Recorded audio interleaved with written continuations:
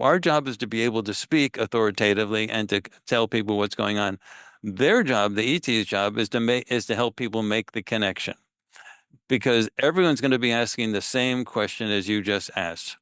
Why should we believe Courtney Brown? Why? There's a zillion people on the internet. That's exactly the point. There are a zillion people on the internet. So the ETs are the ones who have to make the connection. They started with the November thing. November 13th, the meeting. November 15th, we published. November 18th, the drone thing started to blow up. I'm going to pause now for a second, and then I'm going to tell you what's coming.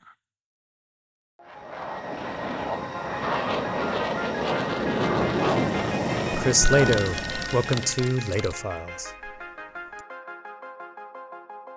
Hey, welcome. I have a very, very exciting show going on today. I have Courtney Brown on the channel. He's the founder and director of Farsight.org. I've had him on the channel before. Farsight.org is a pioneering institute for remote viewing research. Courtney has a background in applied mathematics and social sciences. He's been a leading voice in exploring the intersection of consciousness, science, and the extraterrestrial phenomenon. His work aims to uncover the hidden truth about our universe through remote viewing and foster a deeper understanding of unexplained phenomena. He has some key information about our recent drone sightings, so I'm very excited to have Courtney Brown back on the show. Courtney, how are you doing today? I'm doing great. It's great to see you again, Chris. Have you or your team conducted any remote viewing sessions on this recent drone sightings? And if so, what insights have emerged? Well, yes and no, in the sense that we haven't had any direct projects dealing with the drones under blind conditions and things like that. But we know everything about the drones. We know everything that there is to say about that, and I can explain why we know what we know, and give you a whole history of that. But Okay, yeah, I think that would actually be great because I've been reviewing so many things online. There's so much disinformation. From my own viewpoint, it really seems like it's not foreign adversary. The government says that it's not our drones. And then I just listened to a podcast. I'll probably be posting a video within the next week on a military member who had insight. His voice was masked, etc., saying that these drone sightings are timed. They're coincident in time. So basically, they're happening simultaneously at different military bases around the US and I believe even around the world. And the drones will actually follow, or the drones, if we will fly over certain ammo depots where actually weapons are stored. And I just thought this just can't be some sort of hobbyist drone. And if it's not foreign adversaries, it's not our government, then that really leaves the UAP phenomena, really leaves the phenomenon. So I'd be very excited to hear your take on it. okay, so let me just precede this by saying, you know that I'm a university professor at a major university, but I do not do anything that we're talking about today at the university. I do this all through Farsight, the Farsight Institute, and so on. So let me say that I'll give you the whole story, and then I will give you what I think you will eventually accept as proof that what I'm telling you is the truth. Okay. And since I'm a scientist, I'm saying you can experiment. You can say, let's see the evidence, and then the evidence will show itself. Okay. So let me give you the 2-minute synopsis, and then we can go into the whole thing. Okay. So you know that we do remote viewing. We are the largest, biggest venue of remote viewing anywhere on the planet. If you by any stretch of the imagination, there's no one bigger or better. We have our own streaming service, farsightprime.com. It's equivalent to Hulu, Netflix, Disney, Paramount Plus, whatever, in terms of, technical stuff and everything. It's got well over 100 projects in it on every major topic. It's been developed over a period of 20 years. The remote viewing that we did and we're doing on a continual basis, and that's you see on farsightprime.com, was guided by extraterrestrials. Until January of 2022, we kept totally secret on this, but we have been having active interactions with extraterrestrials for a very long time, with me going back to when I was a kid. And these are not things I would think about in a groggy state, in a hypnagogic state. These are like this people that I'm with, that are with us, and we have regular meetings where we see them. They're there, their ships are there and everything. We've been doing it in secret locations at the beach in the middle of the night where no one can find us for a very long time. I've been interacting with them for a very long time in these secret locations. At their insistence, they have insisted that we start recording these things and putting them on social media. It was not our idea. They insisted. They actually told us the seating arrangements, how it should be done, the cameras, how they wanted it positioned, they did all types of stuff to tell us how they wanted it. They wanted nothing to be hidden. And that started. And in January of 2022, they said everything, no secrecy anymore. They had to have some secrecy in the beginning as we were still developing. It was like a graduate student mentor relationship where they were sort of helping us. They wanted us to be normal humans that were figuring these things out and doing these things and going through the struggles, but at the same time, they knew that we couldn't do it without help. And come January 2022, they said, now start putting everything out. We have regular board meetings, like around big board tables, and we're all gathered together, and two extraterrestrials come and they sit on one end, and we ask them questions, and they tell us what's been going on. So, there is one fundamental aspect to working with the extraterrestrials. They absolutely insist that humans have to understand their composite nature, that the physical body is not who they are. The physical body is just nothing. It's like some clothing that you're wearing, and that you're actually inside that. This planet is being run as a prison by a group of extraterrestrials who they oppose. I call the ones that we work with the good guys, the good ETs, and the bad ones. They have written agreements with the United States government, and apparently a few other governments, to allow them to operate here on Earth, basically operating a huge, absolutely huge human trafficking operation. They're not interested in the gold or the minerals or the plant life. They want the people. And they want the beings that are inside the people, which are what we call isbes, someone who is for the purpose of being. Other people call it soul, spirit, which is just stupid because they're trying to prove that they have a soul. And everybody in the universe says, what the heck are you talking about? You are the soul. Telling us you're your body is like telling us you're your shirt. And humans have been caught in this system. This is operating literally as a prison where people can't get out. When people die, they see the light. You've heard that story a zillion times. They get drawn to the light. It's like a really strong magnetic pull. And then when they get to the light, they're zapped with an electric bolt that's way more voltage than lightning. They're totally rattled. They lose their remote viewing capability, their telepathy capability. That's normal means of communication throughout the entire galaxy. And they lose that. And then an AI comes in. It's all computerized. An AI comes in and says, we've been talking about your case with the Council of Elders. You see the Council of Elders over there? Yeah, you're a very important person, the Council of Elders. And we think that, remember that argument you had with your son or daughter and your grandmother or whatever? We think there's a couple wrinkles in your personality you need to work on. Now, with no memory, been rattled, no telepathy, no remote viewing capability, you inevitably say, sounds good to me. And that cycles you back in the system. This is a psychological prison. It's not held with bars and cement and things like that in a physical prison that we have here. It's a psychological prison. So if the psychology is broken, the prison gets broken down. The good ETs, the ones that we work with, they consider everybody on Earth as their friends and relatives who were taken from them like zillions of years ago and placed here. This is also a repository for bad people. That's why we have so many crazy criminals that are pedophiles, that are perverts and things like that, violent people. Bad people get thrown here as well. But they also, because once you get in here, you can't get out, and it just keeps them out of the system. And so but you also have the vast majority of everybody are just people who were thrown here. Maybe they didn't pay their taxes. Maybe they did a wink to somebody's daughter, and it was a powerful bureaucrat. Somebody, maybe for whatever reason, they were political opponents. They were running in the guerrilla groups that were opposing the authoritarian groups. Whatever happened, they get put here, and it's a prison that sort of keeps everybody here. And because they don't have remote viewing or remote or or natural telepathic capabilities, they can't see out of it, and they don't know that. So the ETs that are up there, you've heard a zillion reports. Everybody who's interacted with an extraterrestrial, they all say the same thing. They speak telepathically. That's how they communicate. They Yep. do not use English. They do not move their mouth and have sounds come out and then listen to their ears. They all communicate perfectly well with telepathy. They worked with us for years.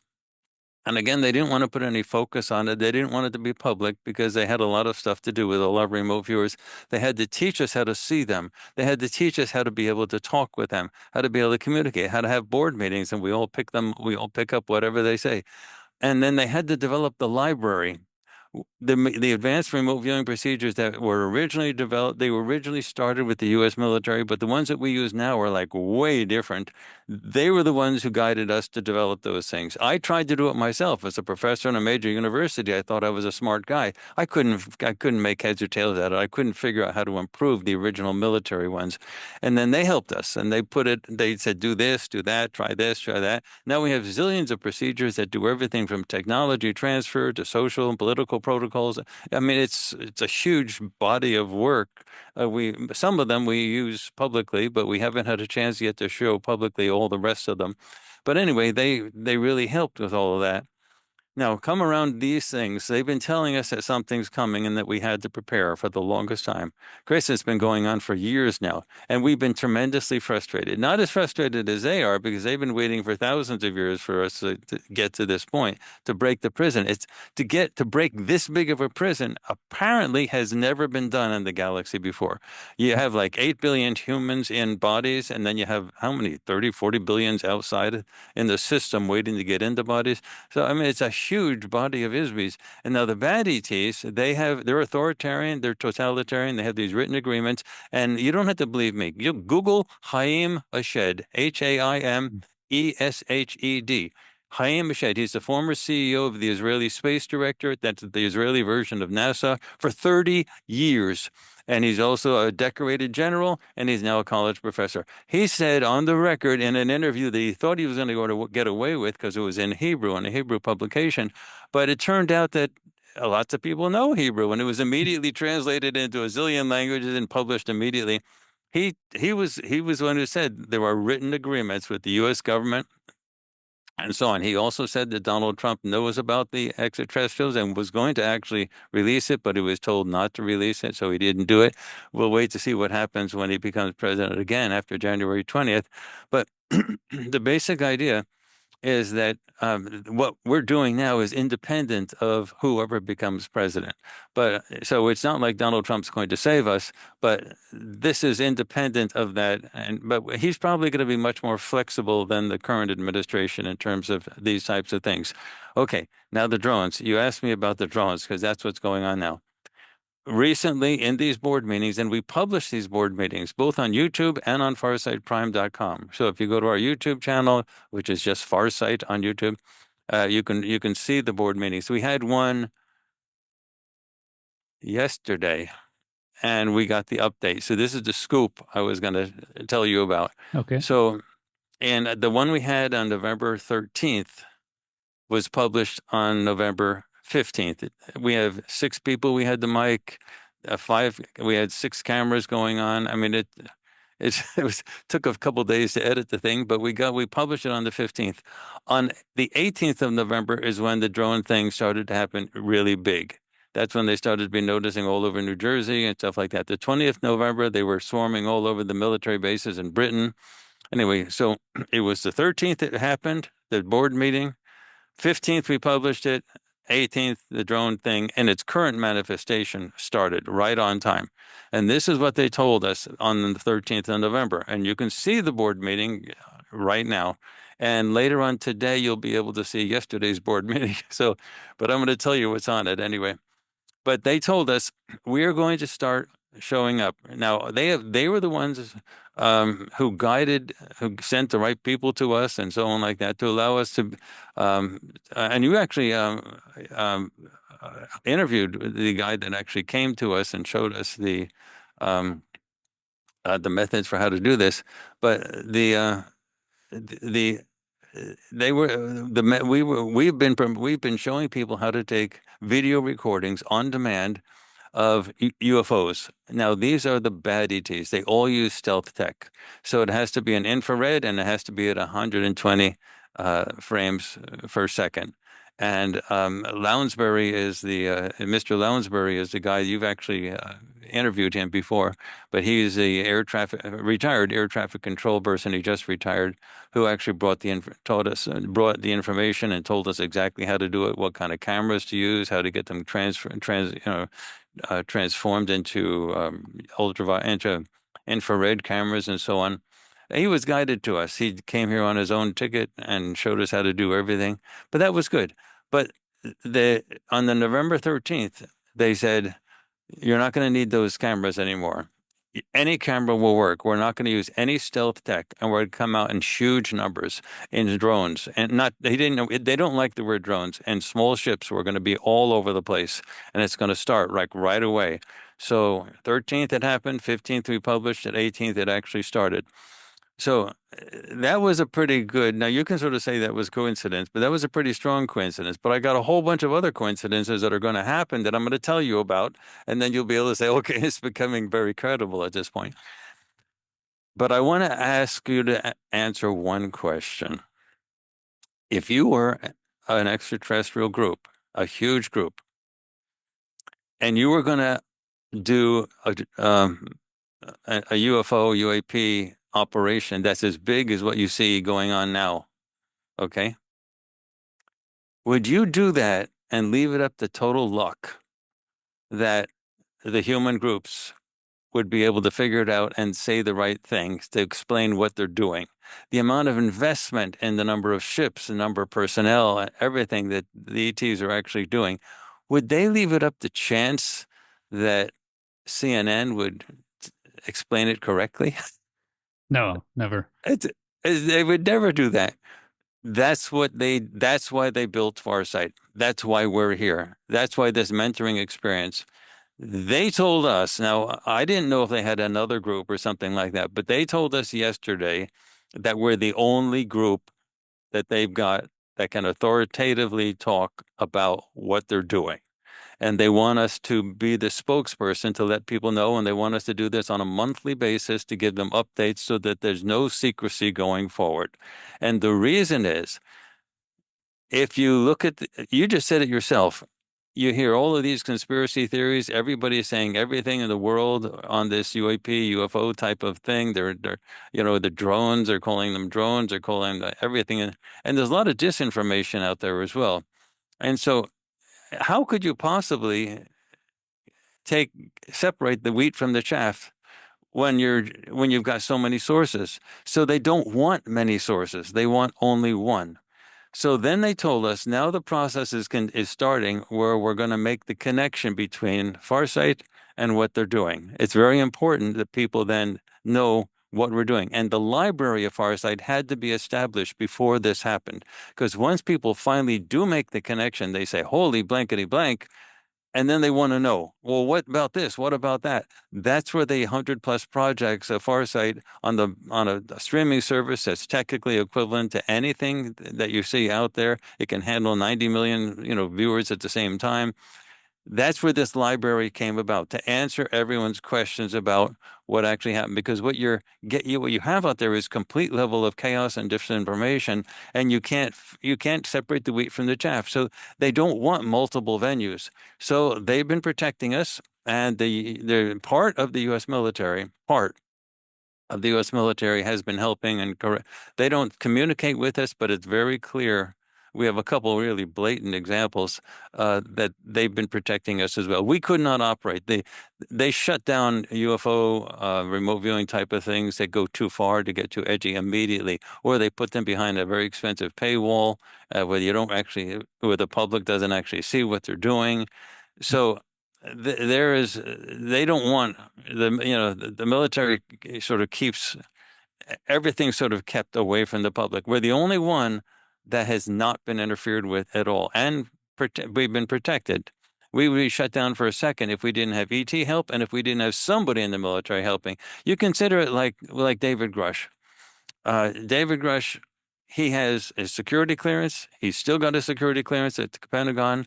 He's authorized by his office to give the congressional testimonies that he does. But the other side of the Pentagon, which is down the hall, saying we have no evidence of that.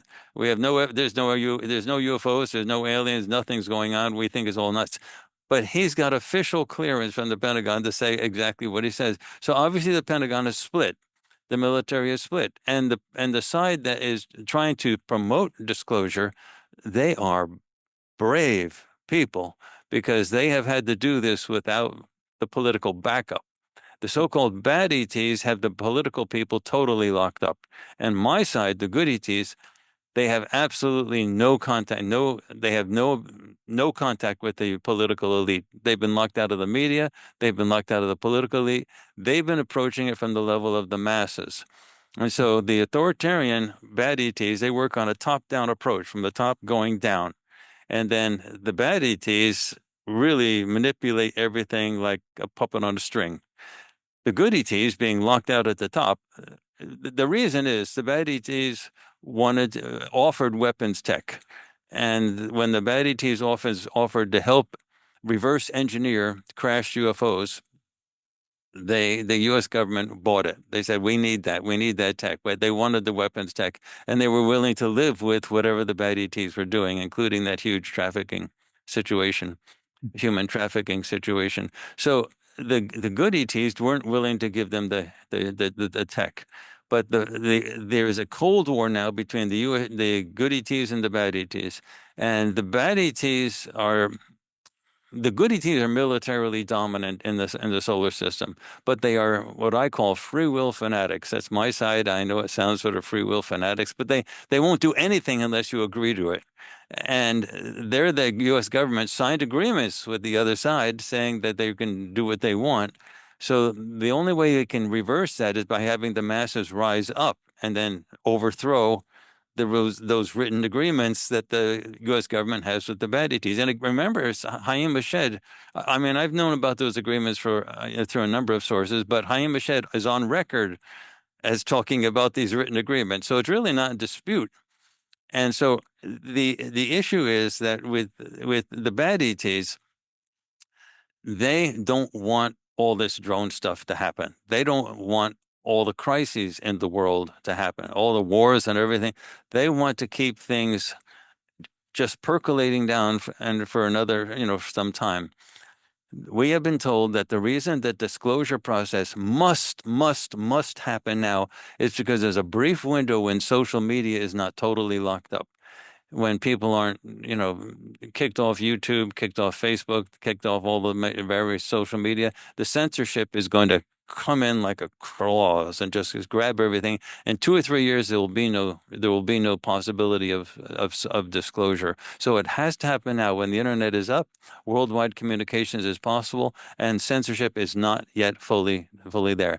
I have told you before, but this can be confirmed by your audience, that Farsight is the only remote viewing group that is totally banned in the sense of shadow banned on YouTube and Google, meaning we still have our websites and we still have our channel on YouTube and we're partners on YouTube and we can monetize the whole thing. But if were the absolute largest venue for remote viewing anywhere, no questions asked, until June of 2022, if you search for us on Google, or if you search for us on YouTube with the terms remote viewing, just that, remote viewing, we were always at the top. Like within the top 5, we were always there. And until a month ago, we were in the top 5 with Bing as well. But starting in June of 2022, all that stopped. Now, if you go to Google or YouTube and search for remote viewing, it doesn't matter how far you scroll down, We are not to be found. Yet we're the largest venue anywhere, but you cannot find, if you wanted, I don't know if you want to spend time with this, but if you wanted me to share my screen and to do it for you, you can see it. But if you just type remote viewing, just that in Google, Google of all places, and then YouTube, you can't find us. Now that doesn't happen with any other group. Now our channel is still there, but you can just the shadow banning is total.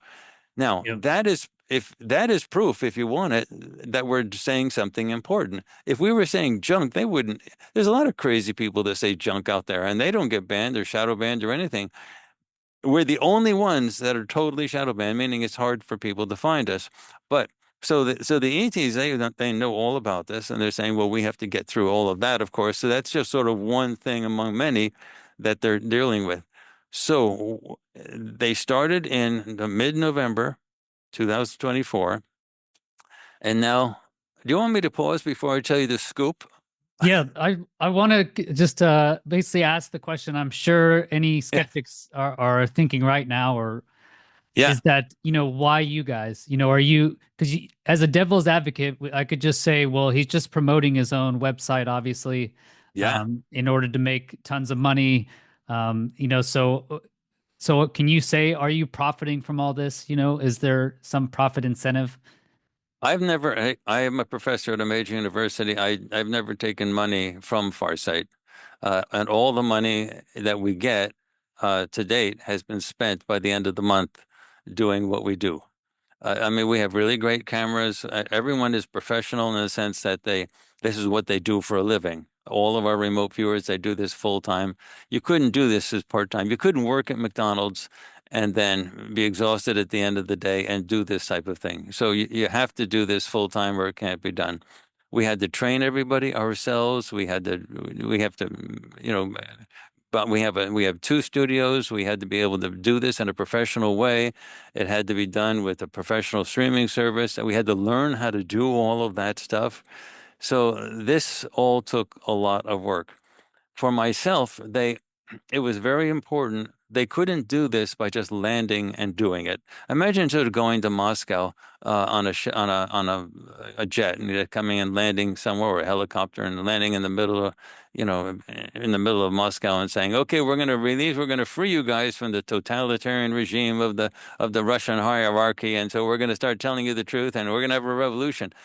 How long would that last? 10 seconds before you're arrested and taken away? All right. Yep. So it had to be done by humans that were born as humans and grown up as humans. They couldn't just fly us in and deposit us and have us have a revolution. So we had to come in at the ground floor.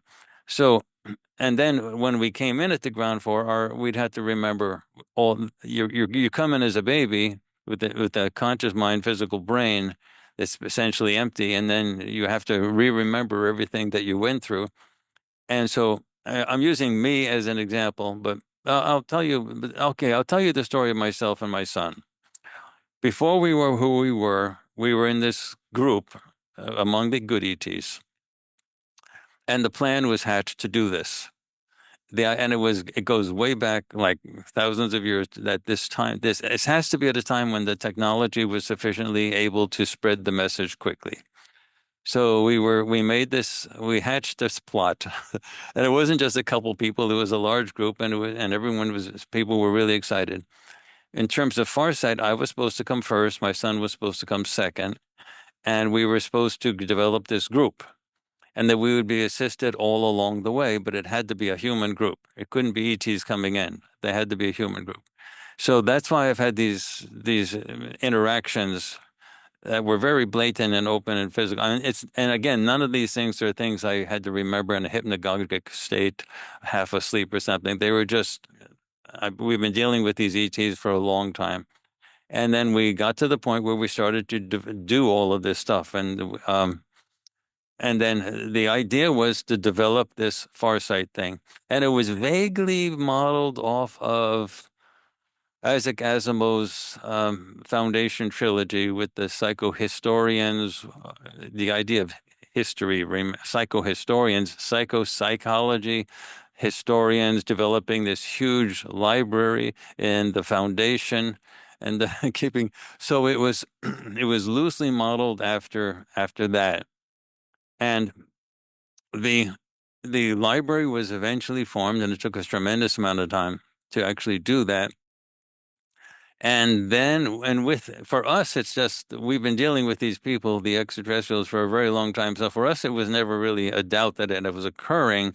But we asked the same question, like, why us? Why are we doing this? But finally, everything gets sort of pieced back together and we sort of figure it all out and they tell us what we didn't figure out. But there had to be one group that could speak totally authoritatively about the whole history of extraterrestrial stuff. And they couldn't do this with like 2 or 3 or 4 groups, apparently. There had to be one group where this could be done effectively with this level of mentoring to be able to get us to this spot. Now, I do know this for an absolute fact. The U.S. military has known about this from the very beginning. They've been monitoring us. That's why we have not been shut down.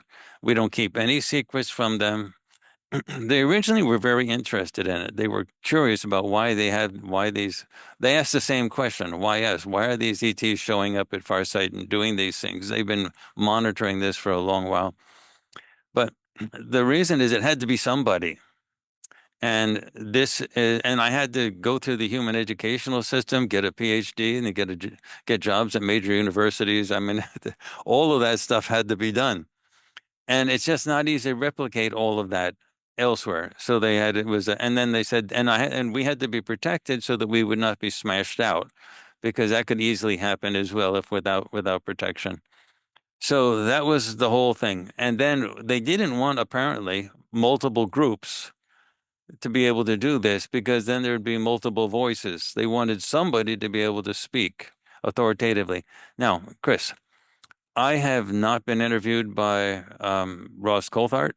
I have not been interviewed by Joe Rogan, Lex Friedman, Sean Ryan, Megyn Kelly, and the list, Candace Owens. I've not been interviewed by any of those major podcasts. I have not been no, Bill Maher has not talked to me. None of the major people have talked to me. We have about 80, maybe close to 90,000 subscribers on YouTube, which is not much. It's respectable for a YouTube audience, but it's not much. You're the first major interview venue that we've talked to since this thing actually started. So they are now saying they told us yesterday, we have to make the dots. We have to connect the dots to people.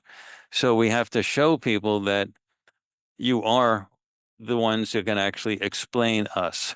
But you just have to go back to the fact they're obviously doing a major thing right now with tremendous resources, huge resources being pumped into the system, and starting with these small ships that are flying all over the place. That's not where it's going to be ending, and I'll tell you where it's going. But it's just on the level that they have right now. It's like turned on in a switch. It's a huge level of resources. It's impossible to think that they would do that without somebody on Earth to be able to explain it. Without having to, if you just go through your Instagram feed or YouTube or search on the internet, you'd be totally confused about what's going on. Are they human drones chasing radioactive radiation from Ukrainian nukes that were taken and at the end of the collapse of the Soviet Union? Or is it just guys with DJI drones out there that are faking it and causing this big stir? You can't figure that out. So there's got to be one authoritative source. And that's not totally our job. Our job is to be able to speak authoritatively and to tell people what's going on. Their job, the ET's job, is to help people make the connection. Because everyone's going to be asking the same question as you just asked. Why should we believe Courtney Brown? Why? There's a zillion people on the internet. That's exactly the point. There are a zillion people on the internet. So the ETs are the ones who have to make the connection. They started with the November thing. November 13th, the meeting. November 15th, we published. November 18th, the drone thing started to blow up. I'm going to pause now for a second, and then I'm going to tell you what's coming. I don't want to keep talking so you can't say, but the next thing I'm going to talk about is what they're planning. Yeah, I want to hear what's going on because, because I've had you on the show.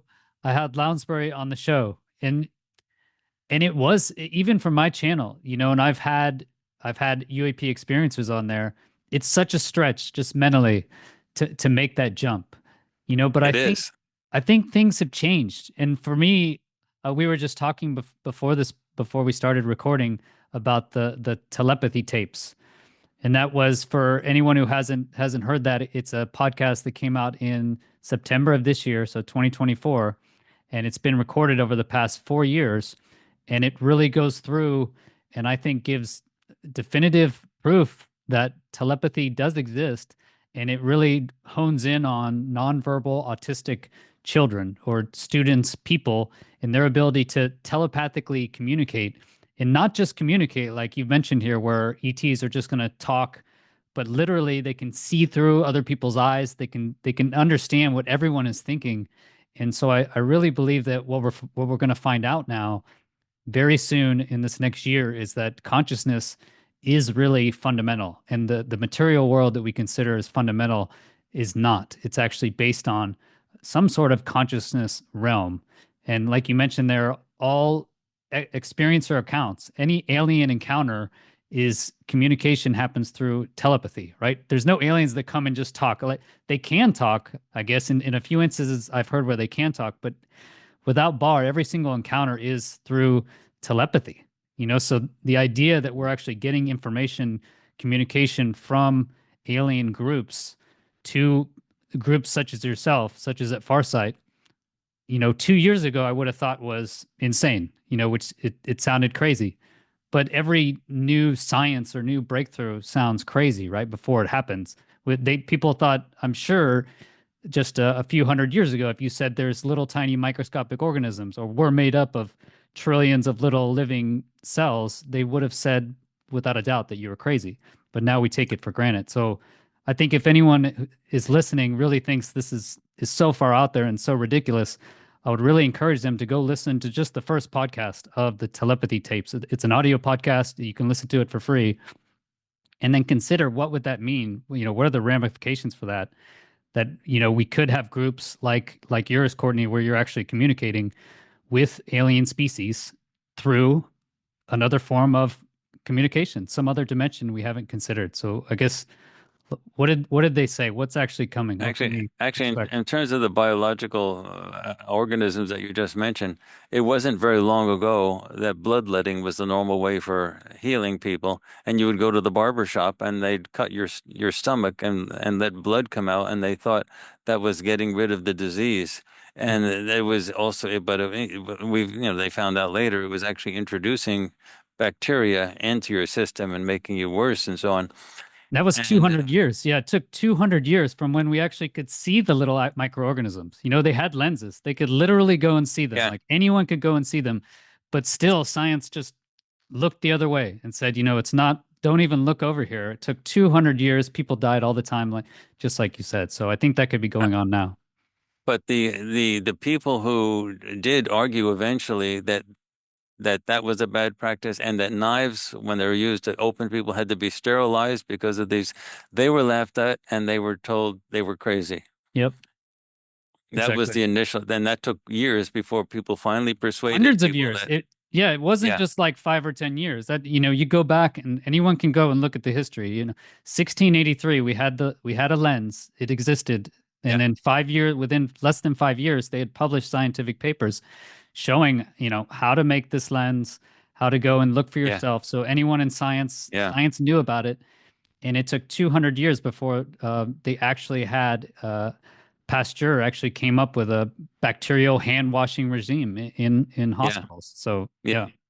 So that's what we're dealing with now in the modern equivalent. And one of the things we had to do is to explain why people don't have easy access to telepathy and remote perception when everybody else in the galaxy does. And so that's why I keep having to go back to the prison concept and the amnesia processing system that all ISBs face once they die and get processed and they get put back in. That is why this remote viewing and telepathy is so difficult for people to believe it actually exists. They've been zapped. their true self, the ISB self, has been zapped, has been memory wiped before being reprocessed in, and it really rattles people. They're actually experimenting in the galaxy with ways to let people get their memories back. On a technical, fundamentally, you can't be totally separated from your memories that go back, what, millions of years. But the exposure to this amnesia processing system that happens after death is very, very effective. And they're actually in the galaxy still experimenting with ways to allow people to get their memories back. I mean, technically, you can say on a theoretical level, you can't be separated from your memories forever, but it is such an effective amnesia processing system that they're trying still to this day to figure out the best ways to get you to remember all that stuff. Anyway, the big difference between myself and my son when we came in was we were not exposed to the amnesia processing system. We didn't go through the so-called death traps. So our memories, it was relatively easy. My son got his memories back really quickly. It took me a little bit longer to sort of piece everything together.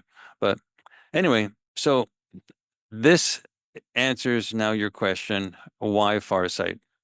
The ETs are the ones who have to put Farsight on center stage. We can't scream at you and say, Chris, really, it's us. You got to listen to us. Really, it's us. Ah! We can't do that. We can just tell you what we're doing, but someone else has to make the connecting the dots, because everyone's going to respond the exact same way you just mentioned, which is, why you? Why should we believe you? We have a zillion people on the internet to do this. Why should we pick you out of the zillion? All right. So the ETs have a plan for how to make this connection work. First, it started in November. And you could say, okay, that was a coincidence, Courtney. November 13th, 15th, 18th. Okay. So then they said, what you're seeing now is a lot of government scrambling. They don't want to lose control of absolutely everything. Some of the ships that you're seeing are actually government ships. Some of the things are actually drones and things like that. And you can be absolutely guaranteed that the government's going to be sending out a whole bunch of these things and actually saying and making one or two crash. And then they're going to be taking pictures. And they say, see? It's from DJI, or it's manufactured in the Midwest or something like that. And this is the type of thing, as a way of throwing disinformation. And so much of the media will just sort of say, oh, okay, we have one example of a drone. It was manufactured somewhere in the Midwest. So let's walk away from the entire thing. It's explained now. So that's natural. The ETs know that's going to happen. So they have to step up the game with every step along the way. The first is to send out these huge numbers of drones. Now, there's a couple things that are going on. One of the things is that we've been coming up with remote viewing results that indicate that the war disturbances that are going on around the world are going to start affecting internally within the United States. The U.S. has always been protected by the Pacific Ocean and the Atlantic Ocean. So when the wars go on, it's always over there. World War I, World War II, Korean War, and Vietnam War, everything happens over there, but it never happens here. Well, eventually the adversaries in the U.S. are going to say, look, this is never going to stop. The U.S. is going to keep meddling in everybody's affairs until it starts affecting domestic United States, continental the United States. So some of the stuff that's going on now, you can assume, is a legitimate effort by the U.S. government to pick up radiation trails, heat signatures, things that are anomalous. But a lot of it is just ET stuff as well. So it's a mixture. That's why you're getting this. Oh, and the U.S. government absolutely does watch everything that we do at Farsight. So we had to have a whole bunch of remote viewing stuff that came out, indicating a lot of this potential stuff was going to happen in the United States. I guarantee you they took it seriously. So that's one of the issues. That's one of the issues that's going on. But at the same time, you have the extraterrestrials doing their thing. All right. The U.S. government, it doesn't want to say they don't want to mention anything about the extraterrestrial aspect of it. They know that the bad ETs who they are working with are not doing it. So they are not in control of the good ETs that are doing this. So they don't want to say that. That's why the U.S. government is doing everything they can to sort of divert, saying first, they have some really funny stories coming out that it was an Iranian mothership that released, they released this through a congressman. They told him, say, try this. It's Iranian mothership using Chinese tech that's launching the drones off the coast. That lasted for about an hour or two before the Pentagon had to backtrack and say, no, okay, no, that's not true. So, but they're trying all types of things. No, the legitimate aircraft, they're flying legally, things like that, and everyone can see that's not happening. They're flying over protected airspaces, and so on. Yeah, So what amazed me is I didn't even know about the drone requirements. I live in Europe actually, and I don't fly a drone in the US, but in September 2023, the FAA posted that all drones over 200, 250 grams, I believe, which is not that much, right? yeah, It's very low. All of them have to have remote ID requirements, meaning they have to have a transponder basically capability. And you can retrofit old drones. You put a little device on them so that, at least by now, so it's more than a year later, um, the federal government at least should be able to identify any drone that's up in the air, right? That's bigger than your little small DJI that you mentioned. So any car-sized drone, any even just basic hobbyist drone, even your DJI drones, more than 250 grams, they have to have a remote ID capability, meaning linked exactly to who the person is, the owner that has it, and what type of drone it is, all the information all in it, just like a transponder on an aircraft. So the fact that and they have no uh, idea what these things are is just amazing to me. and of the literally, it's I think it's gone into thousands at this point because they're swarming all over the world. It's not just the United States and New Jersey. It's everywhere. None of them have transponders. There's no transponders. They don't Yeah, have they don't have heat signatures either. They and some of them fly slowly at lower altitudes. Other ones fly like typical UAPs in formations, and then a blink of an eye, zoop, they zip off in crazy directions with crazy things. I mean, it's the whole gamut of everything. Some of them are orbs of classic orb shapes where they just orbs and there's no anything and they don't have any lights. Some of them have lights. It's a whole mix. All right, but this is what's happened. The ETs this is wave number one, and they wanted it clearly from the very beginning for Farsight to be the one to be able to say that this is going to happen and so on like that. When this happens, you're going to get more disinformation coming out. It's going to be increasing, and the waters are going to be further muddied. So we were told yesterday that that's when the ETs are going to up their game. And this is going to continue through the summer of 2025. Now, nice. I'm a scientist, so I'm going to say a whole bunch of stuff. I will tell if you bring me back after the next board meeting, I'll tell you they have a whole bunch of things planned that they haven't told us about. They're going to tell us one step at a time, and each board meeting to tell us what's next. And then you get to decide if it's believable or not. And at some point, you'll say, okay, this is no longer coincidence. Hmm. Okay. So the next thing is they said, well, what they're going to do, this is the scoop I was going to tell you. I am going to say what they're going to do is now that the waters are becoming muddied here, they're going to raise the ante again, and there's going to be a steady stream of monthly raising the antes till the summer of 2025, and they're going to come out with bigger ships. Now we're not talking about Independence Day type ships that are big as the city of New York. They have big ships like that, but they're going to be bigger ships. And the bigger ships are going to now start showing up. They're obviously not drones. Hmm. They're bigger ships. I mean, they're huge ships. And those are going to be the next ones that actually show up. So it's not going to be these small ones that are car size, SUV size, bus size, things like that. Now they're going to be some bigger ones thrown in.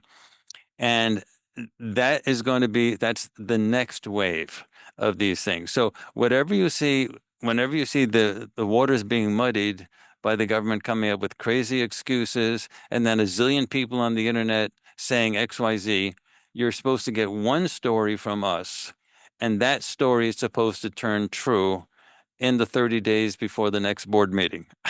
That's what's going on. And then it's Okay. going to be month after month after month until until it finally, and then hopefully that the plan is people will listen. And then they will finally, then we can talk literally to the whole planet and say, guys, this is a prison. It's being run by those ETs over there who have written agreements with those politicians over there. And you're not going to be free. You didn't even know you were a prisoner. The whole galaxy thinks of you, this entire planet, as a planet of zombies. What is a zombie? A zombie's lost its memory and goes around hurting people and beating people up and eating people and killing people. They're crazy people, and at the same time, they don't remember anything. So you can have a zombie relative, and the zombie relative doesn't remember who you are and is going to eat you and hurt you and so on like that. They consider this whole planet memory-free zombies. Hmm. And how do you wake up a zombie? It's hard. And so the other thing is, once you do wake up a zombie, everybody on the planet is not going to be woken up instantly. And it's not going to be like, I see the light. This is great. I understand now. It came to me, a eureka moment. No, no, no. They're going to come out of a fog. It's going to be slow. They're going to be stumbling around. Imagine a zombie suddenly getting their memories back or slowly getting their memories back. They're going to be stunned and they're going to be trying to figure things out. It's going to be a slow process. They're still not going to have their telepathy and their remote viewing perceptions capable, but they're going to be seeing that all the stuff they were being told by the authorities and mainstream, it's just lies. So that there's going to be a long educational process that happens after that. And that's where the Farsight library actually comes in, plus the other stuff that we're planning on doing. So that they had to think about the implications for waking up zombies after that as well. So the whole Farsight library had to be developed before this thing could actually start. Hmm. So the next step is, and it hasn't happened yet. So now you get to wait. And we're going to publish that board meeting hopefully later on today. And we're recording this on the 19th of December and Thursday. So hopefully later on today we'll get the board meeting out. It takes me a little while we have to edit these things. We're miking 6 people. I mean, there's 6 cameras going on. Everything has to be, it's not the easiest thing to do, but we get it out within 24 or 48 hours and then it's good. So Can you answer basically? I think the question everyone's been asking is, where are these entities from? they're from all over the galaxy. This, Hmm. the galaxy is the scene of like a million-year Holocaust. That was way worse than any Holocaust they've had in the planet Earth. Though the Holocaust that happened during World War II, where 11 million people were killed, that was minor compared to what's gone on in the galaxy. The war that went on is settled. It's basically over. This this planet and this sector of the galaxy is what's left over of the authoritarian side when they were still fighting. And so they're not directly manipulated and controlled by the central authorities of the authoritarian evil empire the way it was in the old days, but it's left over. And the groups that are operating here, they're very totalitarian and very authoritarian, and that's how they do. And they want to expand.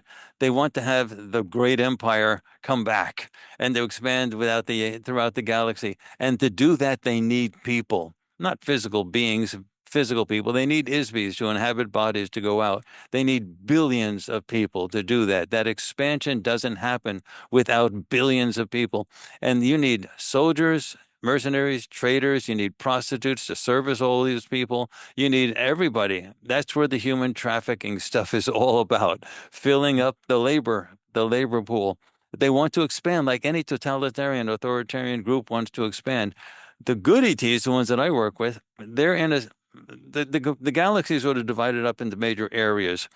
The good ETs do not have the military capability to completely defeat the bad ETs in the galaxy. So it's a standoff.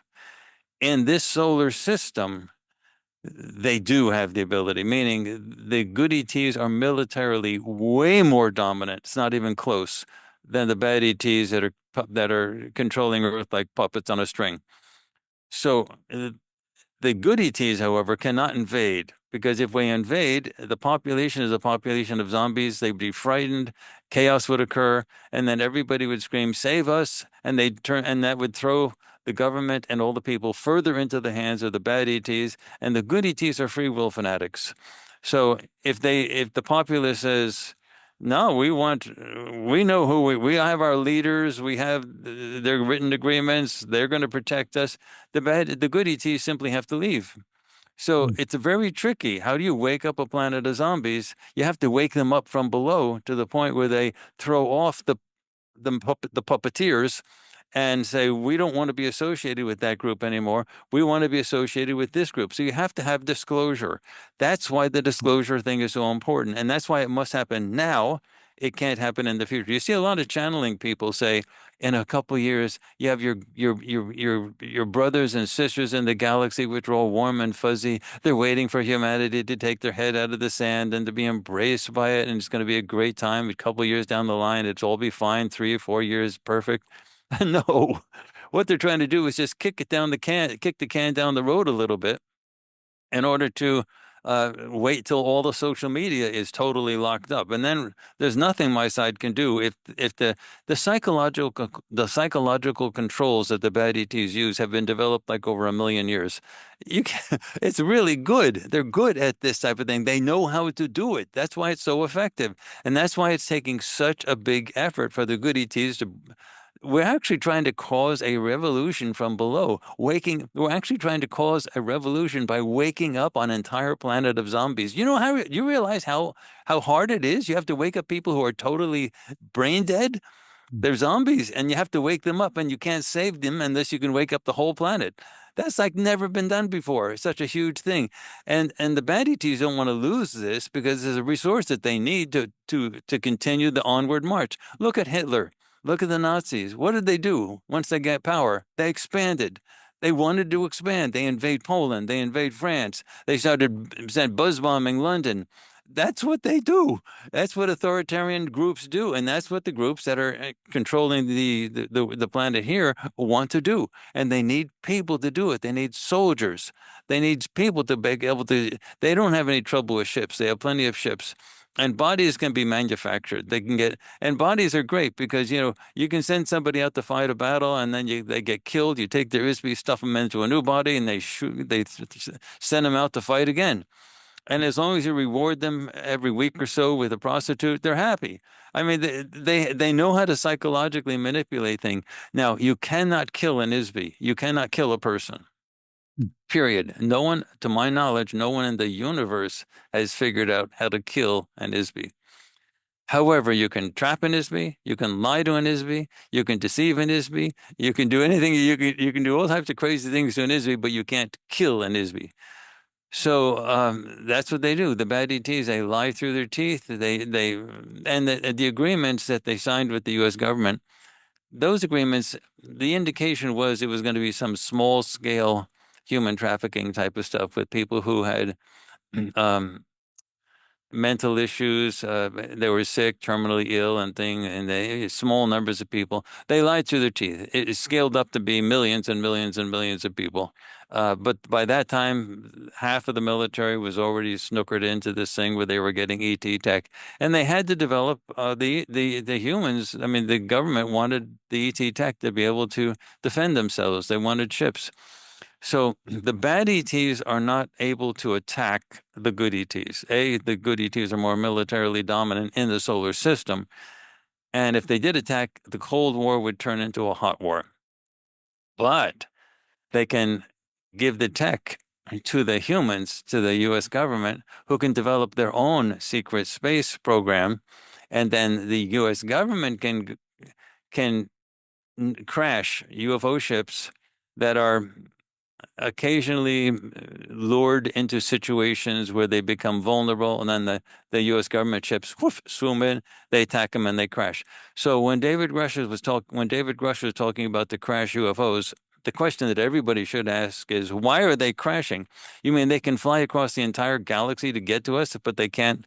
They need to go to Pep Boys to keep their ships running. The issue is that they're not crashing because they have bad mechanics and they have breakable machines. They're crashing because they're being shot down. And so, and if you're looking at Lou Elizondo, or if you're looking at David Grush or any of the other congressional hearings, they have other whistleblowers. It's really not in dispute anymore. And remember, everything that David Grush said was with the authority of his office in the Pentagon, which allowed him to say that with his security clearance. He never violated that. He still apparently has a security clearance, and everything he says has to be approved by the Pentagon, by that side of the Pentagon. The other Pentagon, the other side of the Pentagon denies it, but his side, So it's really not in dispute that the crash retrieval program actually exists, and that they have captured. This is crazy. These are my friends you're talking about. Non-human biologics. These are my blankety blank friends you're talking about. I've been dealing with these people since I was a kid, and you're crashing them, and then they take the non-human biologics and they give them to the bad ETs, which do awful things to them. And the good ETs will not defend themselves when this happens, because if they did, then the U.S. government would say, "Oh my gosh, they're the aggressors." So then that would throw everybody into the hands of the bad ETs even further. So people are sacrificing themselves. The good ETs could easily knock out the U.S. secret space program. It'd be a piece of cake in a matter of seconds, but they can't do that. And so the bad ETs know that the U.S. government can do this with impunity, and so they arm the U.S. government ships who do the knocking of the UFOs down, and then they grab the ships and any survivors, whip them off into secret locations, start dissecting the ships, and the bad ETs say, "Sure, we'll show you how to figure out how that power source works, or this weapon system works." And the U.S. government is saying, "This is great. We now have the technology to defend ourselves. It was worth all the sacrificing and all the human trafficking. It was worth it." But these beings have millions of years of experience. Do you think they're in the slightest bit threatened by the U.S. secret space program? It's like going in, I mean, it's crazy to think that the U.S. secret space program, they're like a gnat. In fact, the U.S. secret space program has turned into a mercenary force, a lapdog mercenary force that works for the bad EGs. That's what's happened. So that's what the situation is, and people have. This is a lot of explaining that has to be done, and some in your audience are going to say, "Courtney, this is a lot to bite off. I mean, why should we believe this is crazy?" And that's why this thing is going to go on till the summer of 2025. It's a slow hit, hit, hit every month. They're going to tell us what's happening next. Hit. Wait a month. They have another board meeting. They tell us what's happening next. We'll publish the board meeting. Hit, hit one after the other till finally the information control system that's keeping people locked up breaks down. Now, in addition, there's going to be real bad problems happening on the planet Earth as well. These wars are going to continue and they're going to get worse. Now, the idea is that at some point in time, the good ETs, by the way, the bad ETs do not want all these wars. They were the ones who hatched all these crises, but they were designed originally to be strung out over like 20, 30 years to keep humanity in a constant state of low boil turmoil, so that you never have time to sort of figure out what's actually going on. In fact, what you'll notice is that every time something happens with the disclosure movement, like David Grush giving testimonies in Congress, very soon after that, some major war breaks out. Something distracts it and takes that off the headlines. So this disclosure stuff comes up into the headlines when the wars die down. And then as soon as the disclosure thing happens, another war breaks out. Some major tragedy happens, something will happen that'll sort of divert everybody's attention and knock the disclosure thing off the front pages. So so what's going to happen is that now the good ETs have this plan for increasing, ratcheting up the stuff that's going to be happening through a steady stage until finally the whole system of information control collapses. What they're not trying to invade. You have somebody on the internet actually saying there's an alien invasion that he predicted 30 days ago or a month ago. I mean, that's stupid. This is not an alien. The planet was invaded thousands of years ago. The invasion already happened. The issue is now is the rescue time. Now the good ETs are like the cavalry arriving. This isn't an invasion, and they're not trying to do anything bad. You are going to see the bad ETs get involved with trying to mimic some of the so-called drone activity and doing bad things to people down below, spraying them with stuff or something, doing something that'll rattle people down below, with the idea being that they want to say people to make the connection that these are hostile, that the whole drone thing are hostile. But one of the things that we're supposed to be doing here at Farsight is explain that's not us. That's not us doing that. It's those guys. They have been muddying the water and controlling you from the very beginning. They're the ones doing that kind of thing. So, what we have going on now with the drones thing is stage one. You have authentic ET ships that are, and if you look at some of the reports, not only do they not have transponders and they don't have heat signatures, but they also, if a human drone gets near to it, it loses power and drops out of the sky. I mean, all types of anomalous stuff happening. They're flying with impunity over protected airspace, and that's going to get way worse. And then this will all continue to build and build and build. And eventually you're going to see the political crises happening in the world boiling over.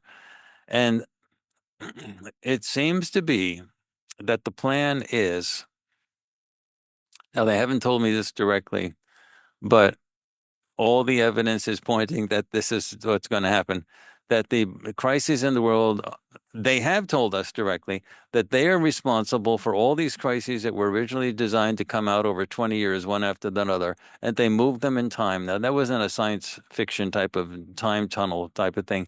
They just manipulated things so that all of the crises that were planned happened at the same time.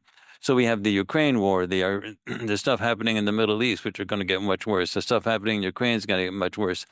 And the whole European theater, and the destruction is going to start entering into Europe itself.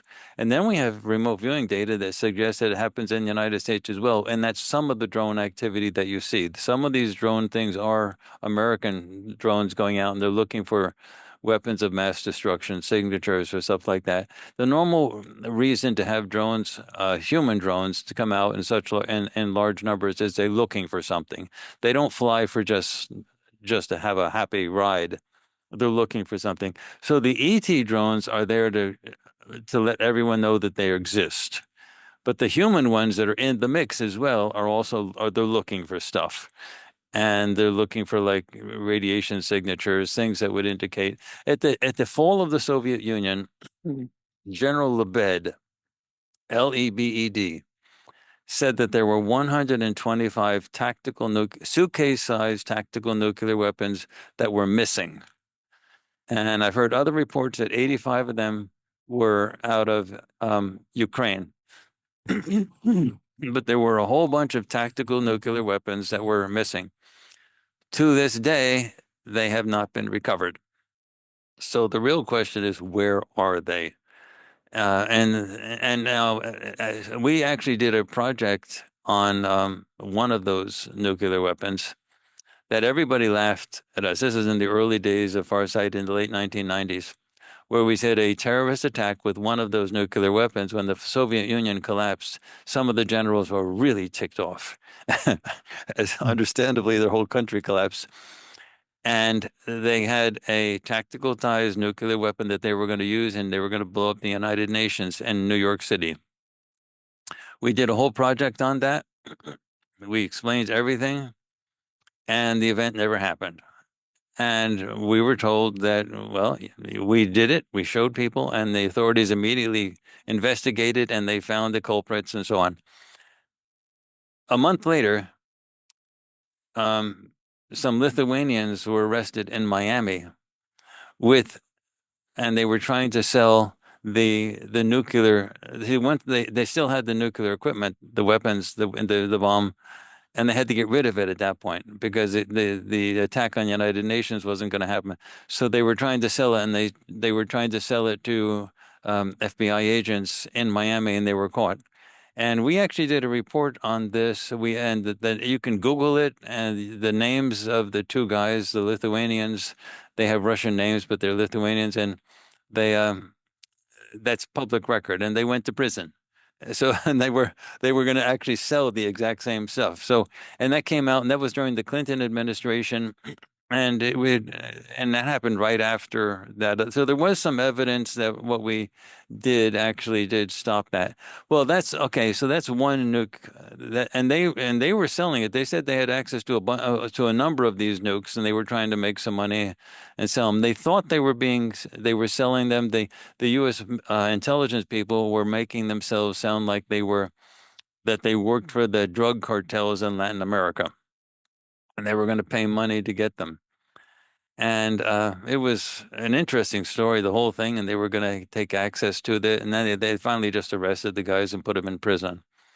And again, you can you can Google that. That's not a it's not a secret thing.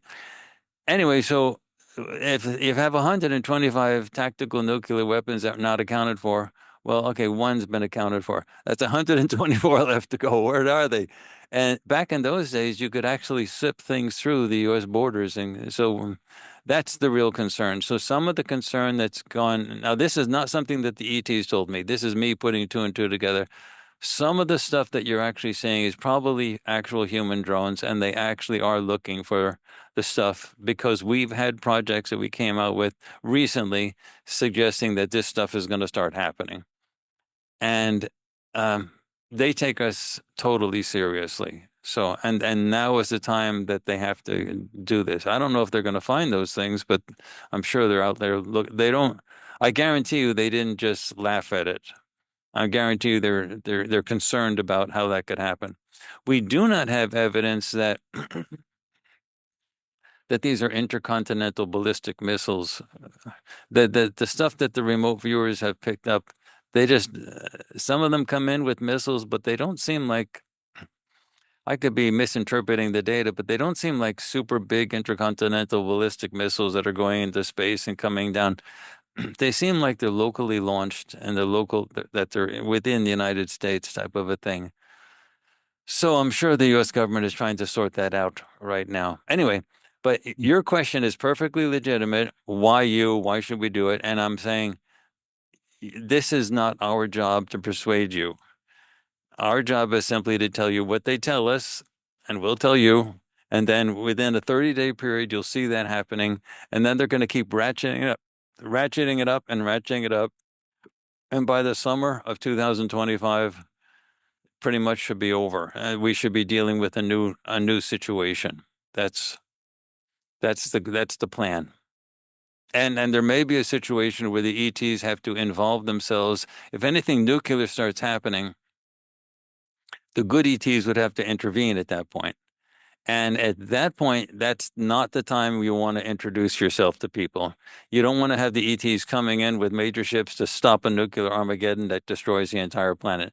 You want people to be able to say, "Oh, I know those people. They've been flying all over the place. They're harmless. They're not going to do anything bad." You want to be able to introduce those things before they're needed to stop military meltdown.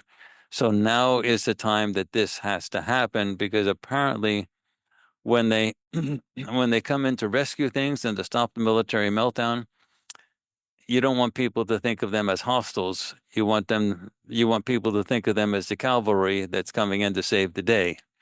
And so that's the other reason that this so-called drone stuff happens or started now. When you talk about extraterrestrials are at the meeting and you've been involved with them for so many years, can you just describe, specifically what do they look like? How do But you the ones that communicate with them? Yeah. Yeah, there's been a lot of stories on the internet saying that, they're speciesist, a lot of them. They say that certain species are bad, like grays are bad, or there's all types of species of every type on both sides, on the good ETs and the bad ETs. There's species of all types. They have insectoids on both sides. They have grays on both sides. The people that we work with they look like you and me. They're humans. They look very humanoid. The ones that come to our meeting and sit in the two chairs on the side, they they look like you and me. Now, we can see them, but if you were at the meeting, you probably would not be able to see them. There's a reason for this. They use what you might call stealth tech, so that makes it difficult. They had to teach us over years to be able to see them, but we can see them clear as day. We can tell them what gender, we can tell what kind of clothes they're wearing, and we like to test ourselves by saying, "Do you see this person over here?" Is like we just, everyone had to describes each person that they're looking at. It took us a while to do that. We have to be able to see them like you're remote viewing, but you sort of live the remote viewing. You don't do it just in a session anymore. So it got us so that I had to get to a point where we can tell and see them and know that those perceptions are real. The the reason they don't come in physical, visible form that you could pick up with our cameras is obvious. Let me just say, if we had two, you see how David Grush talked about when the ships crash, the troops come in and grab the ship and the non-human biologics. Yep. These are my friends you're talking about. You're calling non-human biologics. So immediately they get swooped up and taken away.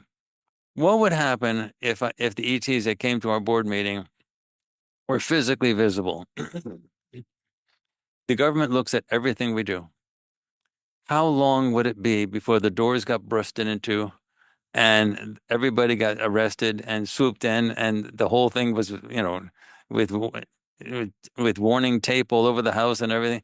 How long would it be before our meetings that were secret in the base in isolated places on the beach? How long would it be before they were disturbed, disrupted, and so on? They have to use tech because otherwise the meetings wouldn't happen. The only reason we can have these board meetings, and they had to get us to the point, it was hard. They had to train us to be able to see them. And and for us to understand that they were real, that we were really seeing them. That means we had to get sufficiently advanced with our understandings of consciousness, with our remote viewing stuff under verifiable conditions. Everything that's done in Farsight is done under totally blind conditions. All sessions are done under totally blind conditions, which we consider to be better than double blind because we use instrument blinding protocols, or just which are equivalent to solo sessions. Everything is done. These people had to be really, really good at this. Oh, and by the way, getting to your telepathy tapes podcast, one of our absolute best telepaths that I've ever seen everywhere is Yeme Genet. And the reason she is so damn good, I recruited her when she was a model. She was a nude model in art venues where, painters and drawers and things like that. And I said, boy, she's so charismatic. She had like a zillion photographers gathering around her. She was blind. She couldn't see.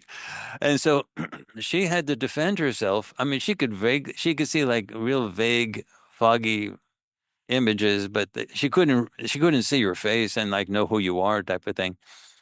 So uh, she um she had to defend herself through her whole life without being able to see. Since then, we took her to have an eye operation. It was a major success, and she has better eyesight than anyone I know. She Well, can see a gnat on a telephone pole a mile away. I mean, she's really good.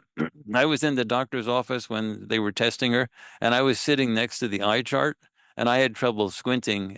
I was sitting next to the eye chart. I had trouble seeing some of the letters, and she was reading them off one after the other, ding, ding, ding, ding. And the nurse assistant, after she got done, she just looked at her and said, "Good girl." Or no, she said, "Go, girl." This is, she could see these things. She was blind and then she could see. But that was a $10,000 operation. well, But still, it was, but because she was blind, she developed her telepathy skills in order to be able to survive. She was an absolutely gorgeous nude model in art venues. And you can imagine the vulnerability because she couldn't work many jobs like regular jobs because she couldn't see. And then, but she could do modeling. And then, so I said, well, if she could do remote viewing, that would be really great. And so I taught her how to do the remote viewing. And then first thing I noticed is that she could read minds in a blink of an eye.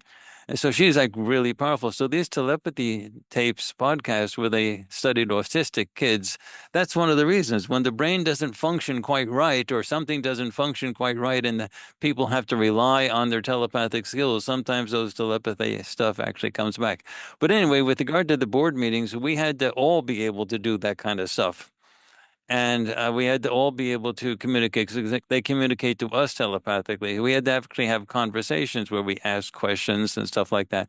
I have to be honest. I'll be totally honest. When we go to the beach and I have conversations with a guy I call Harvey, that's not his name, but he's a friend of mine, and we sit at the beach in chairs. They told us how to arrange the chairs and what cameras to use and the whole thing. But when we do that, I get at the very end, I'm so used to sort of getting advice. I even ask for boyfriend, girl. I mean, I ask for as a girlfriend advice, like how do I get to be the boyfriend for a hot girl? I ask all types of stupid things. And then my supervisor, it's a woman. She like runs the ships. She's like in charge of the whole operation, this lady. And I just call her the lady. And she looks like you and me. I mean, she's a female, and she has a like a military type uniform on. But I occasionally get into conversations with her, and they tolerate me and my sort of quirky personality, or sometimes even ask them, what about this girl? Should I be going after this girl? Can I be her boyfriend? Things like that. I do stupid things, but they apparently they think it's hilarious. From what I gather, they think it's hilarious. But it's the same type of thing that you would do with any other human. Like, what do guys do when they sit around and talk? They talk about girls. And so, that's it's the same type of thing. But I'm more politically correct when the ETs come and they're women, they're females. I don't ask anything like that. And also when I'm with the other Farsight members, they're all, my son is is a male, the other ones are female, so I have to be politically correct and things like that. But I want you to know the level of friendship gets to that point where you ask stupid ass questions like, should I be dating this girl? Yeah. I mean, you follow everybody around. I mean, you know all the details. If I ask on a date, will it work? Yeah. And they and they they don't like tell me specific things, but they have they have told me some things along issues like that, which tells you how comical they think the whole thing is. And the Farsight people also know me, and they think I'm comical in that regard as well. So, like one time they told me I didn't have a girlfriend for a while, and so one time they told me, I said, "What am I supposed to do? Where am I supposed to go find one?" I had to. I can't. It can't just be any random one. It has to be one that sort of likes UFO stuff. And they said, "Okay, well, they're not going to lead me by the nose and do everything like that." But they actually told me at that point, okay, go to this club on this day and you'll meet somebody. And that was like 3 months beforehand. I was so excited. I was, I waited, and I waited. And sure enough, I went to that club and I saw this girl that I had seen before, and she was really angry with me. It really ticked off. I don't know really what I did. I think her hair was totally different, and I didn't recognize her right away, and she was really upset with me. And then I walked away and I said, okay, that's the end of that. I said, well, it looks like I don't know why they sent me here. And then somebody tapped on my shoulder, chick, chick, chick, and she introduced herself to me. And she was the one I was supposed to meet. And it was a very interesting thing. So it was like I'm telling you this because I want you to know when friends are friends, they say stupid ass stuff and they talk about things that are just random. And these ETs, you shouldn't think of them as being distant. And you can't talk about normal stuff. You can't talk about how the food is and things like that. You can do anything. You can talk. They're just people. And then when you have people like David Grush uh, correctly saying that they're capturing non-human biologics. I go, what? These are my friends you're talking about. You're shooting them out of the damn sky and you're capturing them and you're sending them off and you literally give them to the bad ETs. What? These are people I grew up with. And I'm sort of saying, and so, but I have been told our ET friends that they're going to get them all back. So they're not going to lose anybody, but they let me tell you, when they get shot down, and that's not in dispute anymore. They've talked about the UFOs crash and the non-human biologics get captured. They're scared blankety blankless. They're scared, Chris. They're not saying like, this is not like John Wayne being really, they're frightened and they know what's going to happen to them and it's not good. That's a lot of courage, Chris. These these are people I meet with and I know and I grew up with them, and they're not happy campers. And this is really not in dispute. These are congressional hearings. You don't have congressional hearings about something that doesn't exist. I'm sorry I talk so much, Chris, but I'm a professor and I talk a lot. No, I interviewed Michael Herrera on this Yeah. channel. Oh, yeah.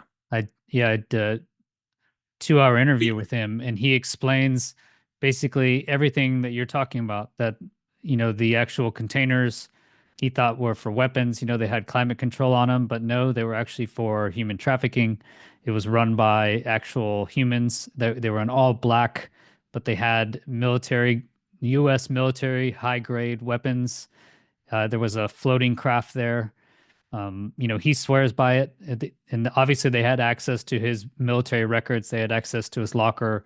They took his camera. He had a lieutenant colonel later come and threaten him. The standard thing: if you speak about this at all, your life will be ruined. You'll go to jail for the rest of your life, etc. And then just on the interview with him, he said he flew out to a local site somewhere out in California, out in the desert, and he said exactly what you're talking about, that they used people for their telepathic ability, some sort of augmented mental capability to control alien technology. They would lure in ships and then shoot them down. And he said that happens 2 to 3 times at each site per year. And I guess there's multiple sites all around the world. And so Yeah. everything you're That, saying here, as insane as it sounds, I'm sure to anyone that hasn't been even deeply involved in this topic, it still sounds crazy, but it lines up. Everything lines up with what Michael Herrera said. And yeah, it just sounds so, let I me don't know, let so me add plausible. let me add that we did a full project on Michael Herrera, especially with the stuff that happened in Indonesia, where where he saw the human trafficking thing go on in Japan. Everybody did it under totally blind solo conditions, instrument blinding protocols. I mean, and they all got the same results. If you get 4 or 5 remote viewers working independently, not talking among themselves under totally blind conditions, and their sessions ending with the video recording that they make alone in the studio, and they all say the same thing, even on a statistical basis. That's very high. That alone is corroborating evidence that says something's going on. And they all came in with the exact same stuff, that Michael Rivers' story was true. It actually did happen. Now, what happens when you have someone like Michael River talk? You always have somebody come out elsewhere that was in the unit but was not on the actual mission. Somebody comes out that seems credible, says no, nothing like that ever happened. So you're always going to get every single thing just discredited in some way coming out. But that's part of the whole plan. That's part of the whole that's part of the territory. It always happens. And so anyone who then says, "Oh no, I don't believe Michael Herrera because I heard on the internet that somebody said it didn't happen," you just disregard that. You have to look at the original story and is it credible? And with remote viewing, we then have to we send multiple remote viewers in to look at what actually happened under totally blind conditions. They don't know anything about the target, and they all describe exactly the same thing. Statistically, that's impossible. So unless it actually is actually happening. So, yeah, Michael Herrera was a very interesting case. I actually did show him, I gave him access to the video. He did watch it with interest, but he didn't know much about remote viewing, but he had heard that we're top of the line in terms of that type of stuff. But it was sometimes you show these things to people that you do a project with, and they're floored. They're like, "Wow, um, that's that's amazing," and that like becomes a major thing in their lives. Other times they sort of like say, "Well, that's really interesting," but they don't know what to do with it because they don't know much about the remote viewing phenomenon. But yeah. That was a great thing. I was so glad that you interviewed Michael Herrera. He was also interviewed on the Sean Ryan podcast. So you and Sean Ryan were the people who were responsible for putting his story in the public light. So this is definitely overwhelming. I think anyone who's even heard of this or suspected it, I've been deeply involved. I interviewed Michael Herrera. Yeah. I believed him, so I've been ingrained in this, but it's still overwhelming. You know, what can people do, or what can they expect? Are you optimistic for the future? What's the next steps they can do to actually, Okay, on my uh, side, it's a good question. And we have asked them point blank, like, are you guys going to be able to pull this off? I mean, this is like it looks like such an impossible task to convince a world of zombies to wake up. And my side is actually very optimistic. We have actually asked them. We have asked in our board meetings, we have asked the ETs that come to the board meetings that exact question. And and they're very confident. Now, this is a war. This is a war. By the way, the Cold War between the two sides is going to turn into a hot war. So you are eventually going to see the ETs shooting at each other. And that will, just like you're seeing the drones or the ships flying around now, you're going to see them shooting at each other eventually. But that hasn't happened yet. It's still a Cold War situation. But you can't have all this stuff happen instantly in one day, or you'll just knock out the entire population. It'll just petrify. So you have to have a long period of getting the population ready for these ideas. That means changing Hollywood over decades by dropping these ideas in the minds of script writers when they're asleep and they have a dream and they wake up and they say, "Oh, I have a great idea for a new movie."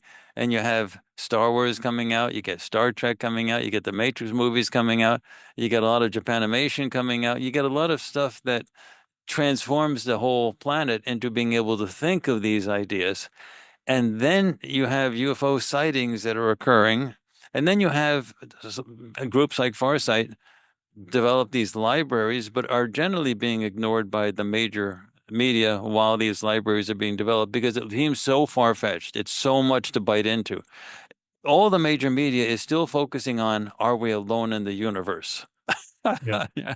You got ships flying all over the place, and people are asking, are we alone in the universe? I mean, it's so crazy, but that's where we are. And then and the exact question that you just asked, which is, this seems like so much. How can you? But as soon as you acknowledge that there's extraterrestrials, that the ships are there, there's been crashed ships, there's non-human biologics that are retrieved from the ships, and as soon as you accept that, then your next question obviously is, it's not being asked, is, well, what have these ETs been doing all these years? What are they up to? Why are they, it's like a crash ship. Okay. Does that mean that was the one crash ship that existed in the galaxy and it just happened to come by and a motor broke and crashed and that's the end of the story? No, obviously they've been doing something and they crash every once in a while. And then you ask, well, then why are they crashing? And then you say, well, whatever these human biologics doing, how do they communicate? All these are natural, obvious questions. And then the obvious question is, well, nowhere on Earth is everybody peaceful. They're always fighting wars. Do they fight wars in the galaxy? You want to know about what's going on. So all of these are natural questions to come out, none of which are being asked.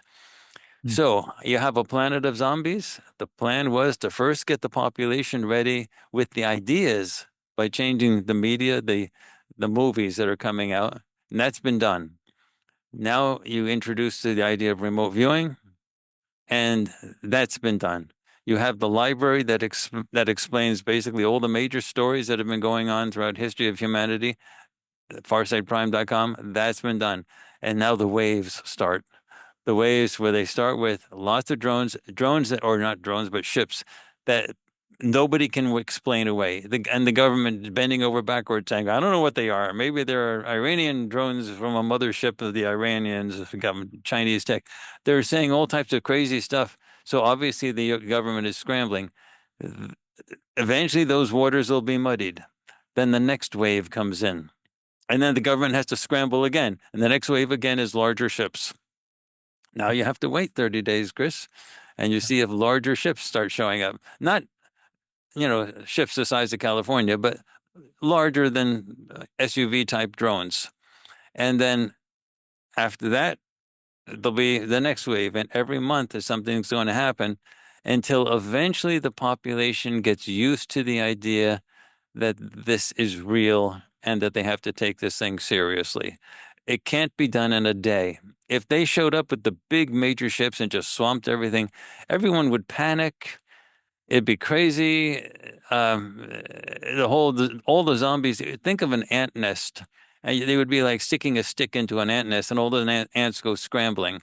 So they want to have some level of organization to this. That's why these waves are being created, wave after wave. Every month, there's a new wave, and we tell what's going to happen. We get the board meeting, we tell what's going to happen, we publish it, and then it happens, and we do another one a month later, a month later, a month later, until we get the sense that around June, July of 2025, most of it'll be done. That's the process. And so it's okay to ask the question. It seems so incredible, but you're right. 2 years ago, you would have just said this is not thinkable. But Yeah. now you can actually conceive of it. And then by the time we get to June, July 2025, it will be this all makes sense. That's the idea. And the good ETs will not be seen as an invading force, which some stupid people on the internet are saying we have an alien invasion going on. That's so stupid. But anyway, they won't be seen as an invading force. They'll be seen as the good guys, the cavalry. And then you get a free will decision by the masses to align themselves with the good ETs. And then the good ETs can take out the bad ETs. But then it's a free will choice. The zombies have to be woken up, and then they have to say, we choose to work with those guys. The government's been working with those ones. We don't like those. These ones are the good guys. They rescued us and they gradually showed us who they were. They did the disclosure process. They're obviously telling the truth. The government telling the lies. And then you get a free will choice by the masses to align to the good ETs. And then the good ETs have the criteria that they need to intervene. Remember, they have the military capability to handle the bad ETs, but they can't do it without Hmm. without humanity signing off on it. That's the plan, Chris.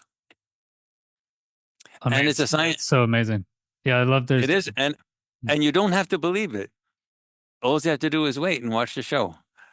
It's a big wave after wave after wave, and then come around June or July. It's not supposed to be a shock treatment. It's supposed to be a gradual 6 month waking up process. That's the awakening, I guess, is what you hear It's the all the awakening. channelers say. Now, to answer your question, what they look like, they come in like stylized uniform type clothes. They sometimes they're a man and a woman. Sometimes there's two women. Um, when I go to the beach, I always meet with this guy. I call him Harvey. That's not his name, but it's Harvey came from the movie by the stage play by Mary Chase called Harvey, where there was a puka, a rabbit, an invisible rabbit that Jimmy Stewart could see, but Hmm. nobody else could see. But eventually, some people started to be able to see Harvey the rabbit, and anyway, there was a. I've asked them if they were responsible for dropping the idea into Mary Chase's head to come up with that stage play that became the movie that Jimmy Stewart starred in the movie as well as the stage play for Harvey. I actually saw him on Broadway in when he actually was doing it. He was a great guy in that. But anyway, but that's where the word Harvey came out of.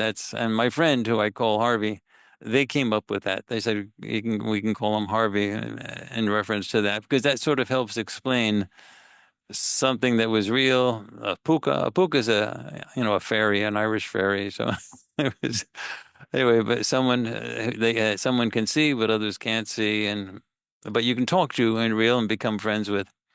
But anyway, these.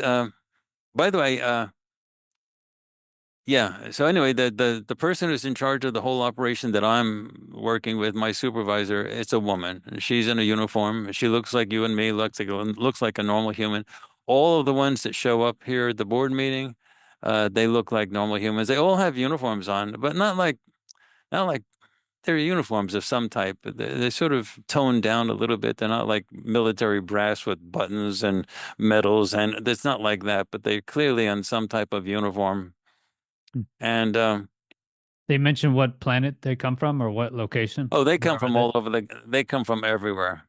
Mm. and they're different species. The ones that I've been interacting with at the beach totally look like humans, and the ones that come to our board meetings totally look like humans. They want people to get used to the idea that there's commonalities, that they don't look like different species. ETs that I have interacted with in my whole life, they often look different. Um, Grays, insectoids, things like that. The grays, I've got lots of friends who are grays. I had, when I was growing up, I don't know if I mentioned this to you ever before, but when I was growing up, all through my childhood, I had two grays on each side of my bed whenever I went to sleep. They would just Wow. stand there.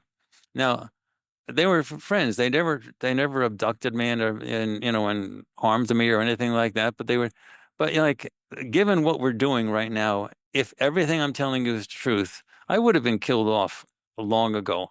The bad ETs would have known about me. I just wouldn't have.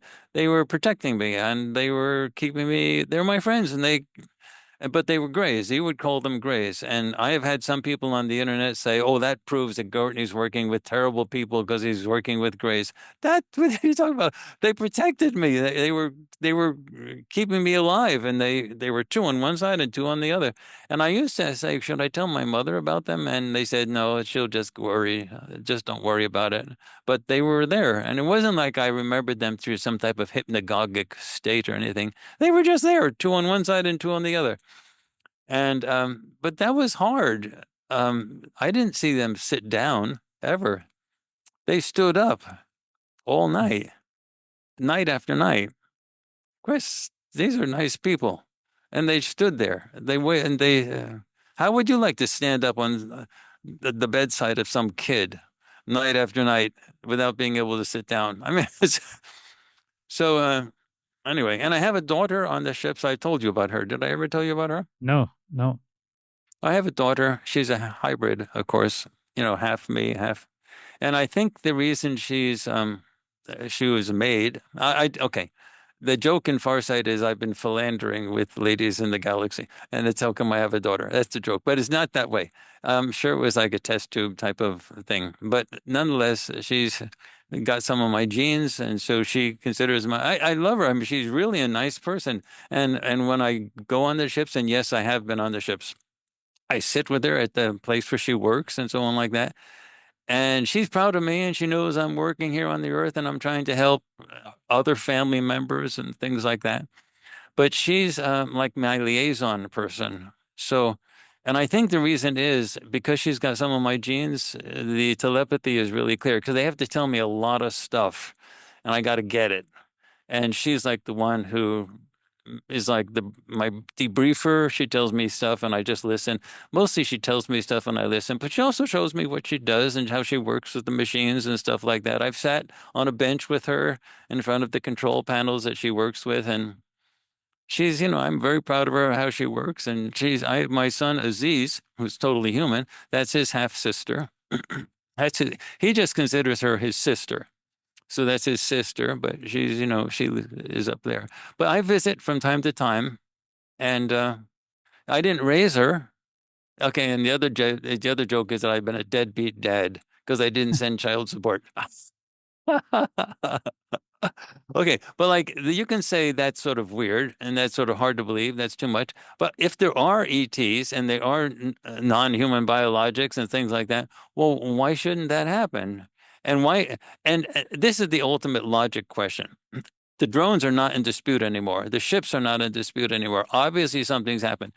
If any group was trying to do that, would they want random ass people in the internet to try to explain what is going on? They would lose the entire investment. They wouldn't be able to nobody would be able to explain anything correctly, and everybody would eventually go into a panic.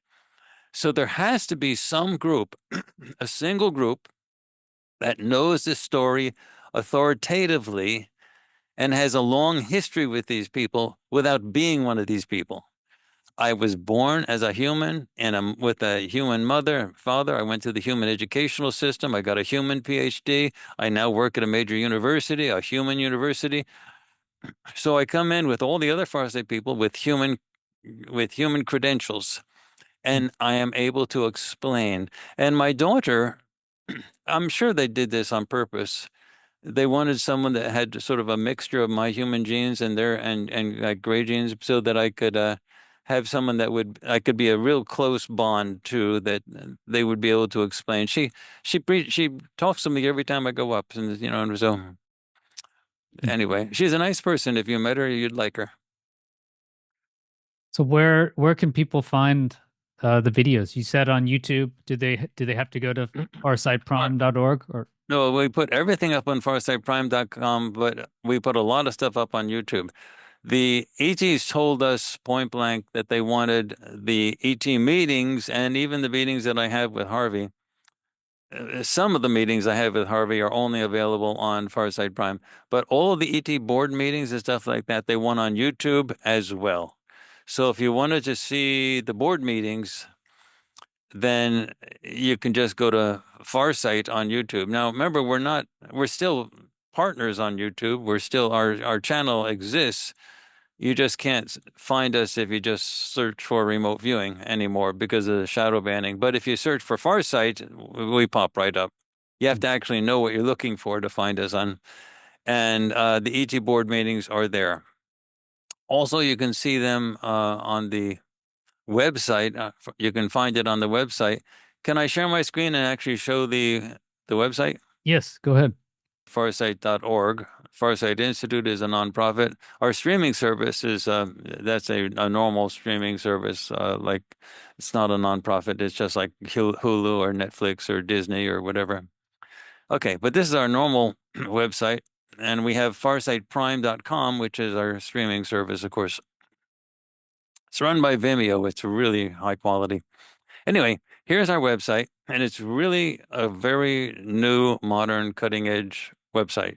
It's really perfect. And it's got all types of fancy whistles. Like even if you move your cursor over the picture, you see into some picture, doing that. Well, if you go down, all these gray things sort of go into videos. So this is a talk where I talk about the universities and the need for this stuff to enter into the university environment. And then you have reliably recording of UFOs. Here, if you click on that, this is an interview. This is a presentation I made at Indiana University in the summer of 2023, and that was very interesting. Oh, and this, by the way, is a spotlight thing that we actually show twice a week on Sundays and Wednesdays. It comes out sort of recent stuff. All right, so if you go down here into the introduction section of the website at the top, and you go to communication, here you get the board meetings nicely displayed for you, and you can watch them. They're all YouTube links, so if you just click on them, you'll see them. These are YouTube links where you actually see the board meetings.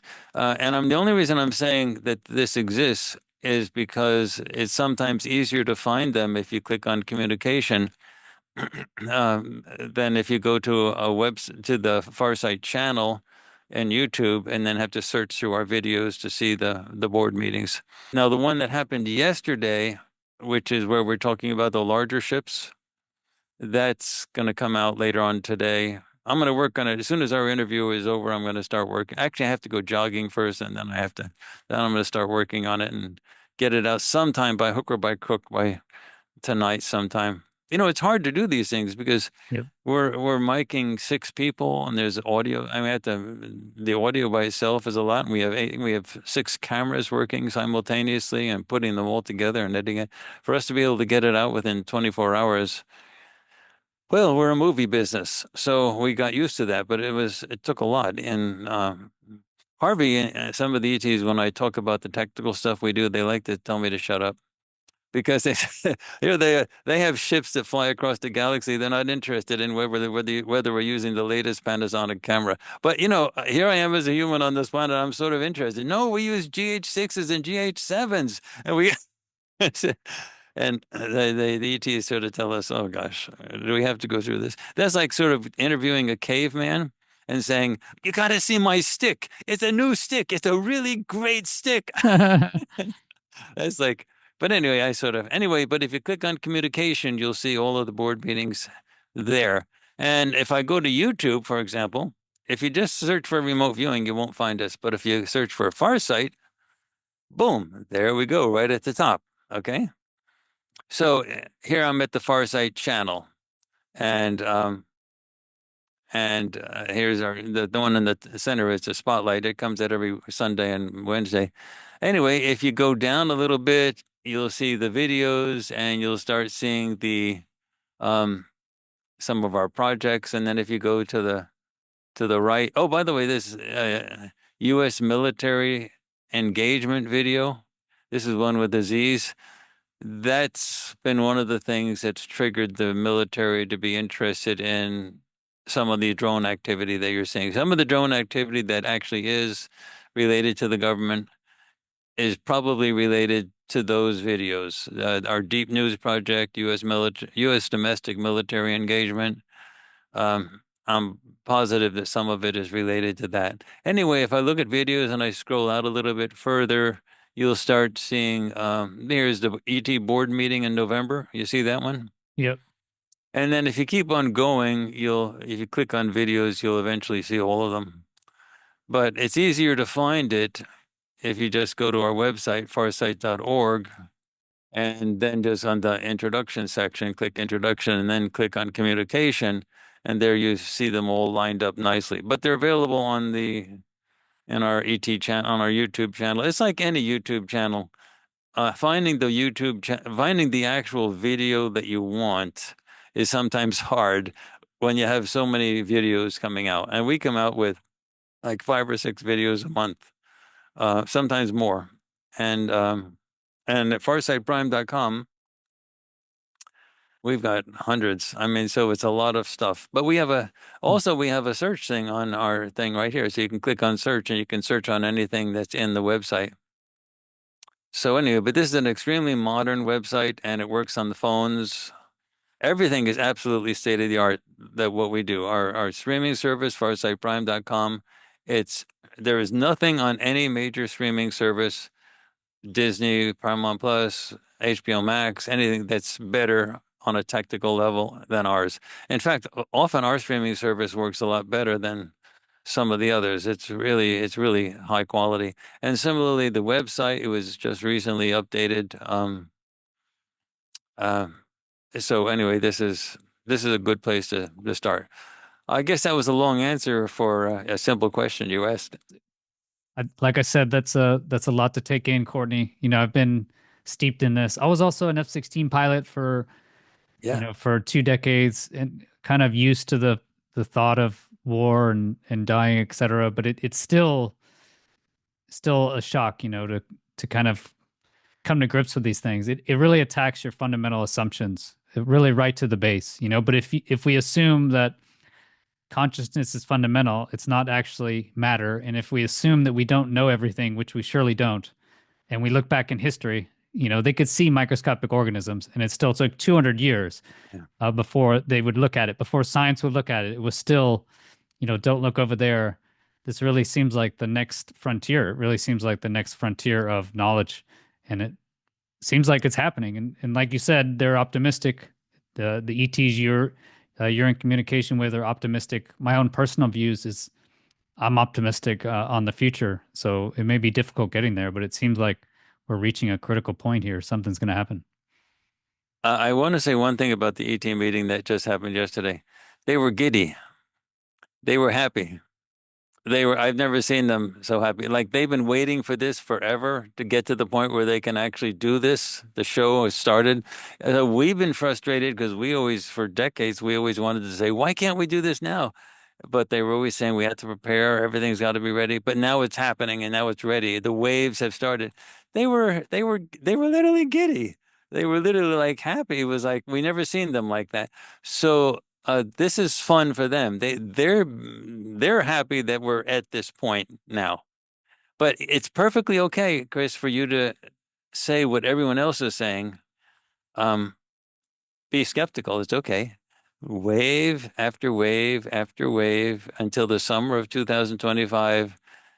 It should be commonsensical to everybody at that point. Now, remember, I've not been interviewed. You get other people being interviewed on these major venues. Joe Rogan's had people on. Sean Ryan's had people on, including Michael Herrera. Lex Friedman has had people on. Ross Coulthart regularly has all sorts of people on. I've never been on these venues. Megan Kelly, I've never been on those venues. So I'm sort of looking forward to a time when the dots are connected and people then do say, okay, then what Farsight is doing is related to what they call the drones. All right. So when that happens, I will be invited. You're the first person, you're the first major podcaster that has invited me to talk about this subject relating to the drones. And my hope is that that will, well, I've been told that will happen, and I'm looking forward to it. But this interview that we had here, this is historic in the sense that we've been ignored for a very long time until the stage was completely set. And we're ready for prime time, and I'm sort of looking forward to it when it happens. But it started on your show.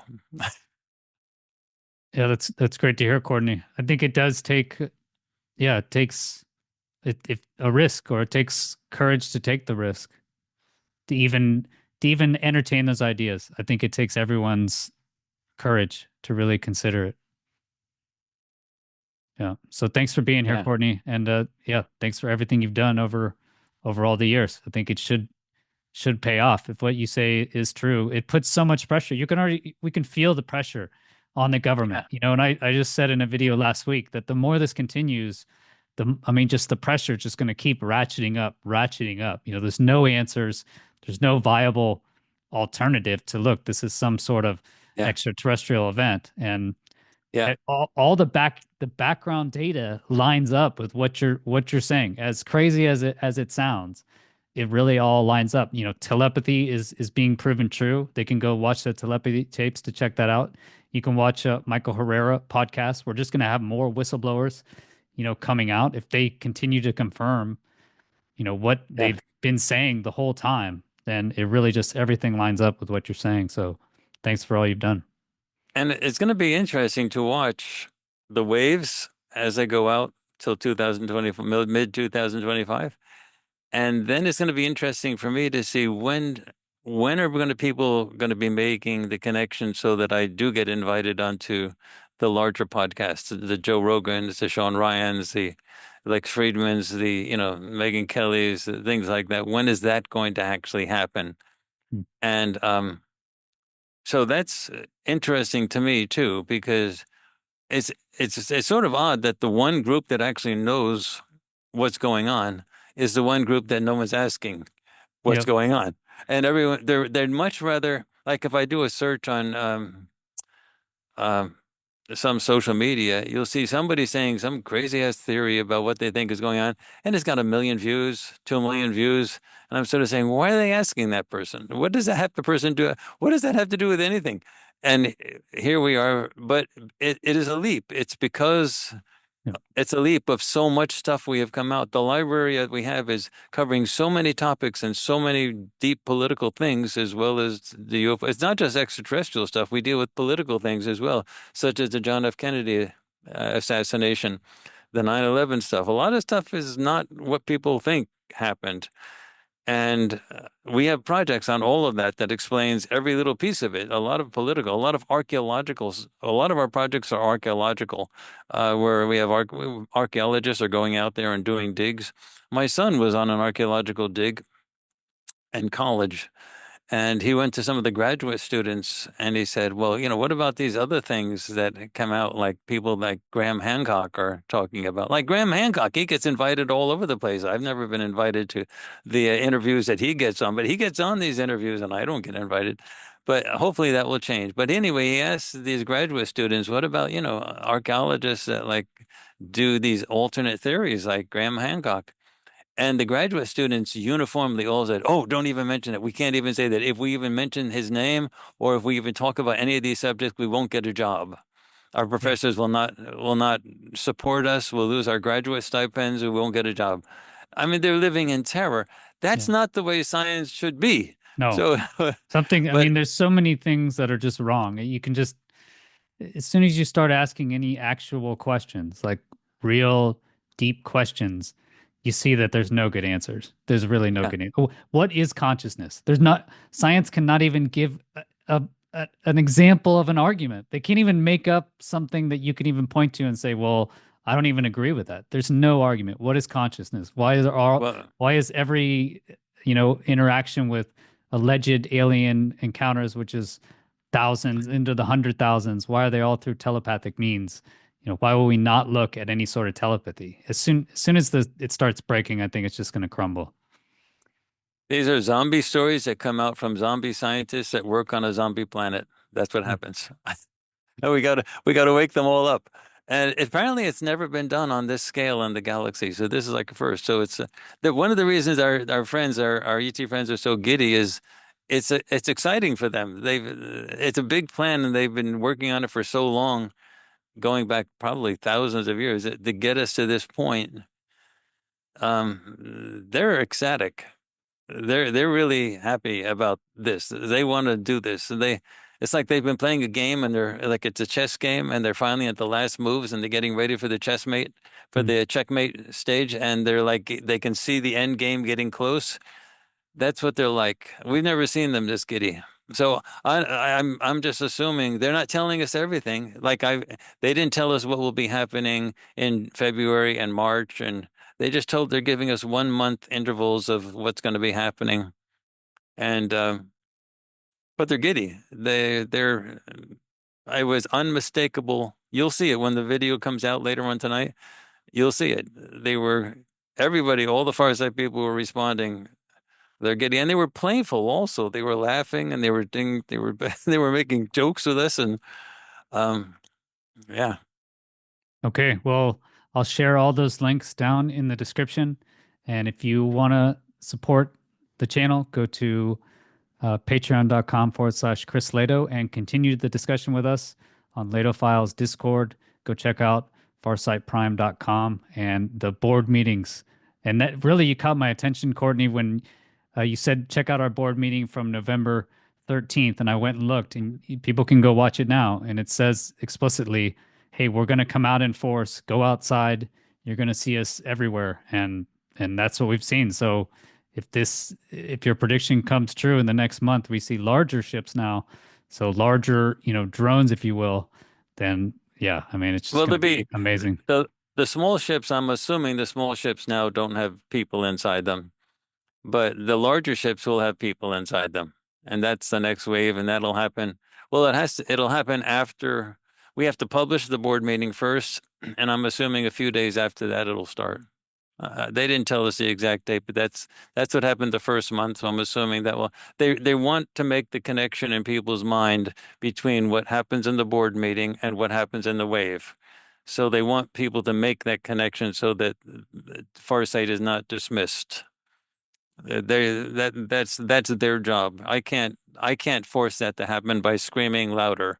They have to do that. So that's their job. So they're trying to make this coordination happen. So I'm assuming the large ships will the most recent board meeting will go up on YouTube and Farsight Prime later on tonight, and I'm assuming it'll be a few days after that that the larger ships will start showing. Now they won't be the mega ships.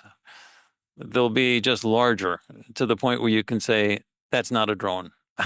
And so, and they were haughty in the meeting. That's the only thing I can say. Like you get somebody at the beach saying, "You ain't gonna push me around." That type of that was how they were saying, "You can't mess with us."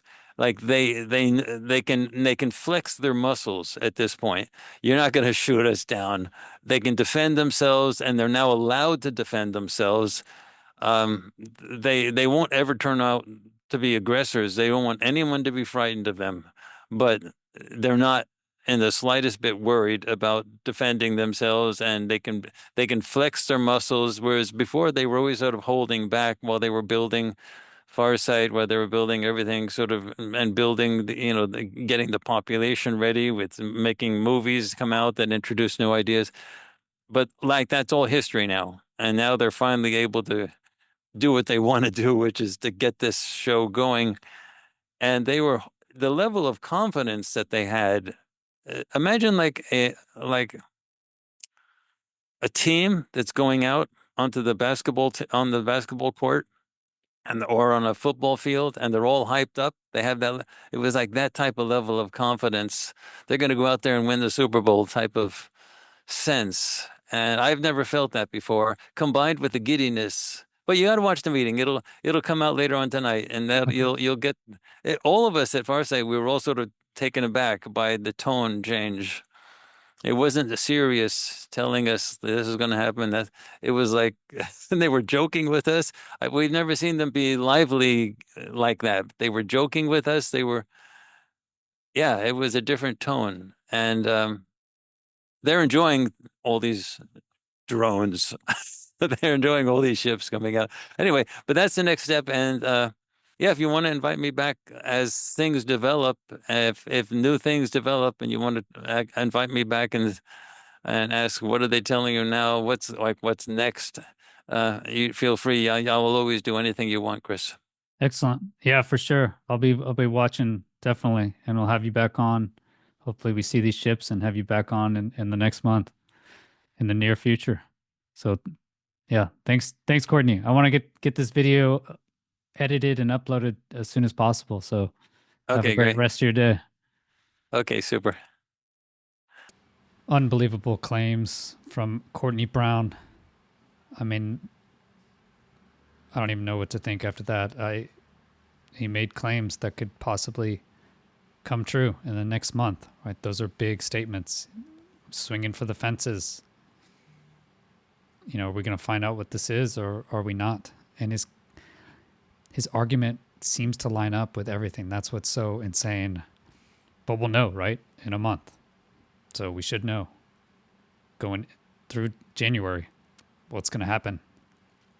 So continue the discussion. This is Lehto Files Discord. It was the UAP Society Discord. Continue the discussion here. Okay, this is just recent. So come continue the discussion. Link in the description. And check out our sister channel, UAP Society, on YouTube for weekly news. We talk about the drones with Hello Ali and Justin. And if you want to support my work, please come to patreon.com/Chris Lehto. You get special Lehto Files merch. All right, thanks again, everyone. Take care. Peace.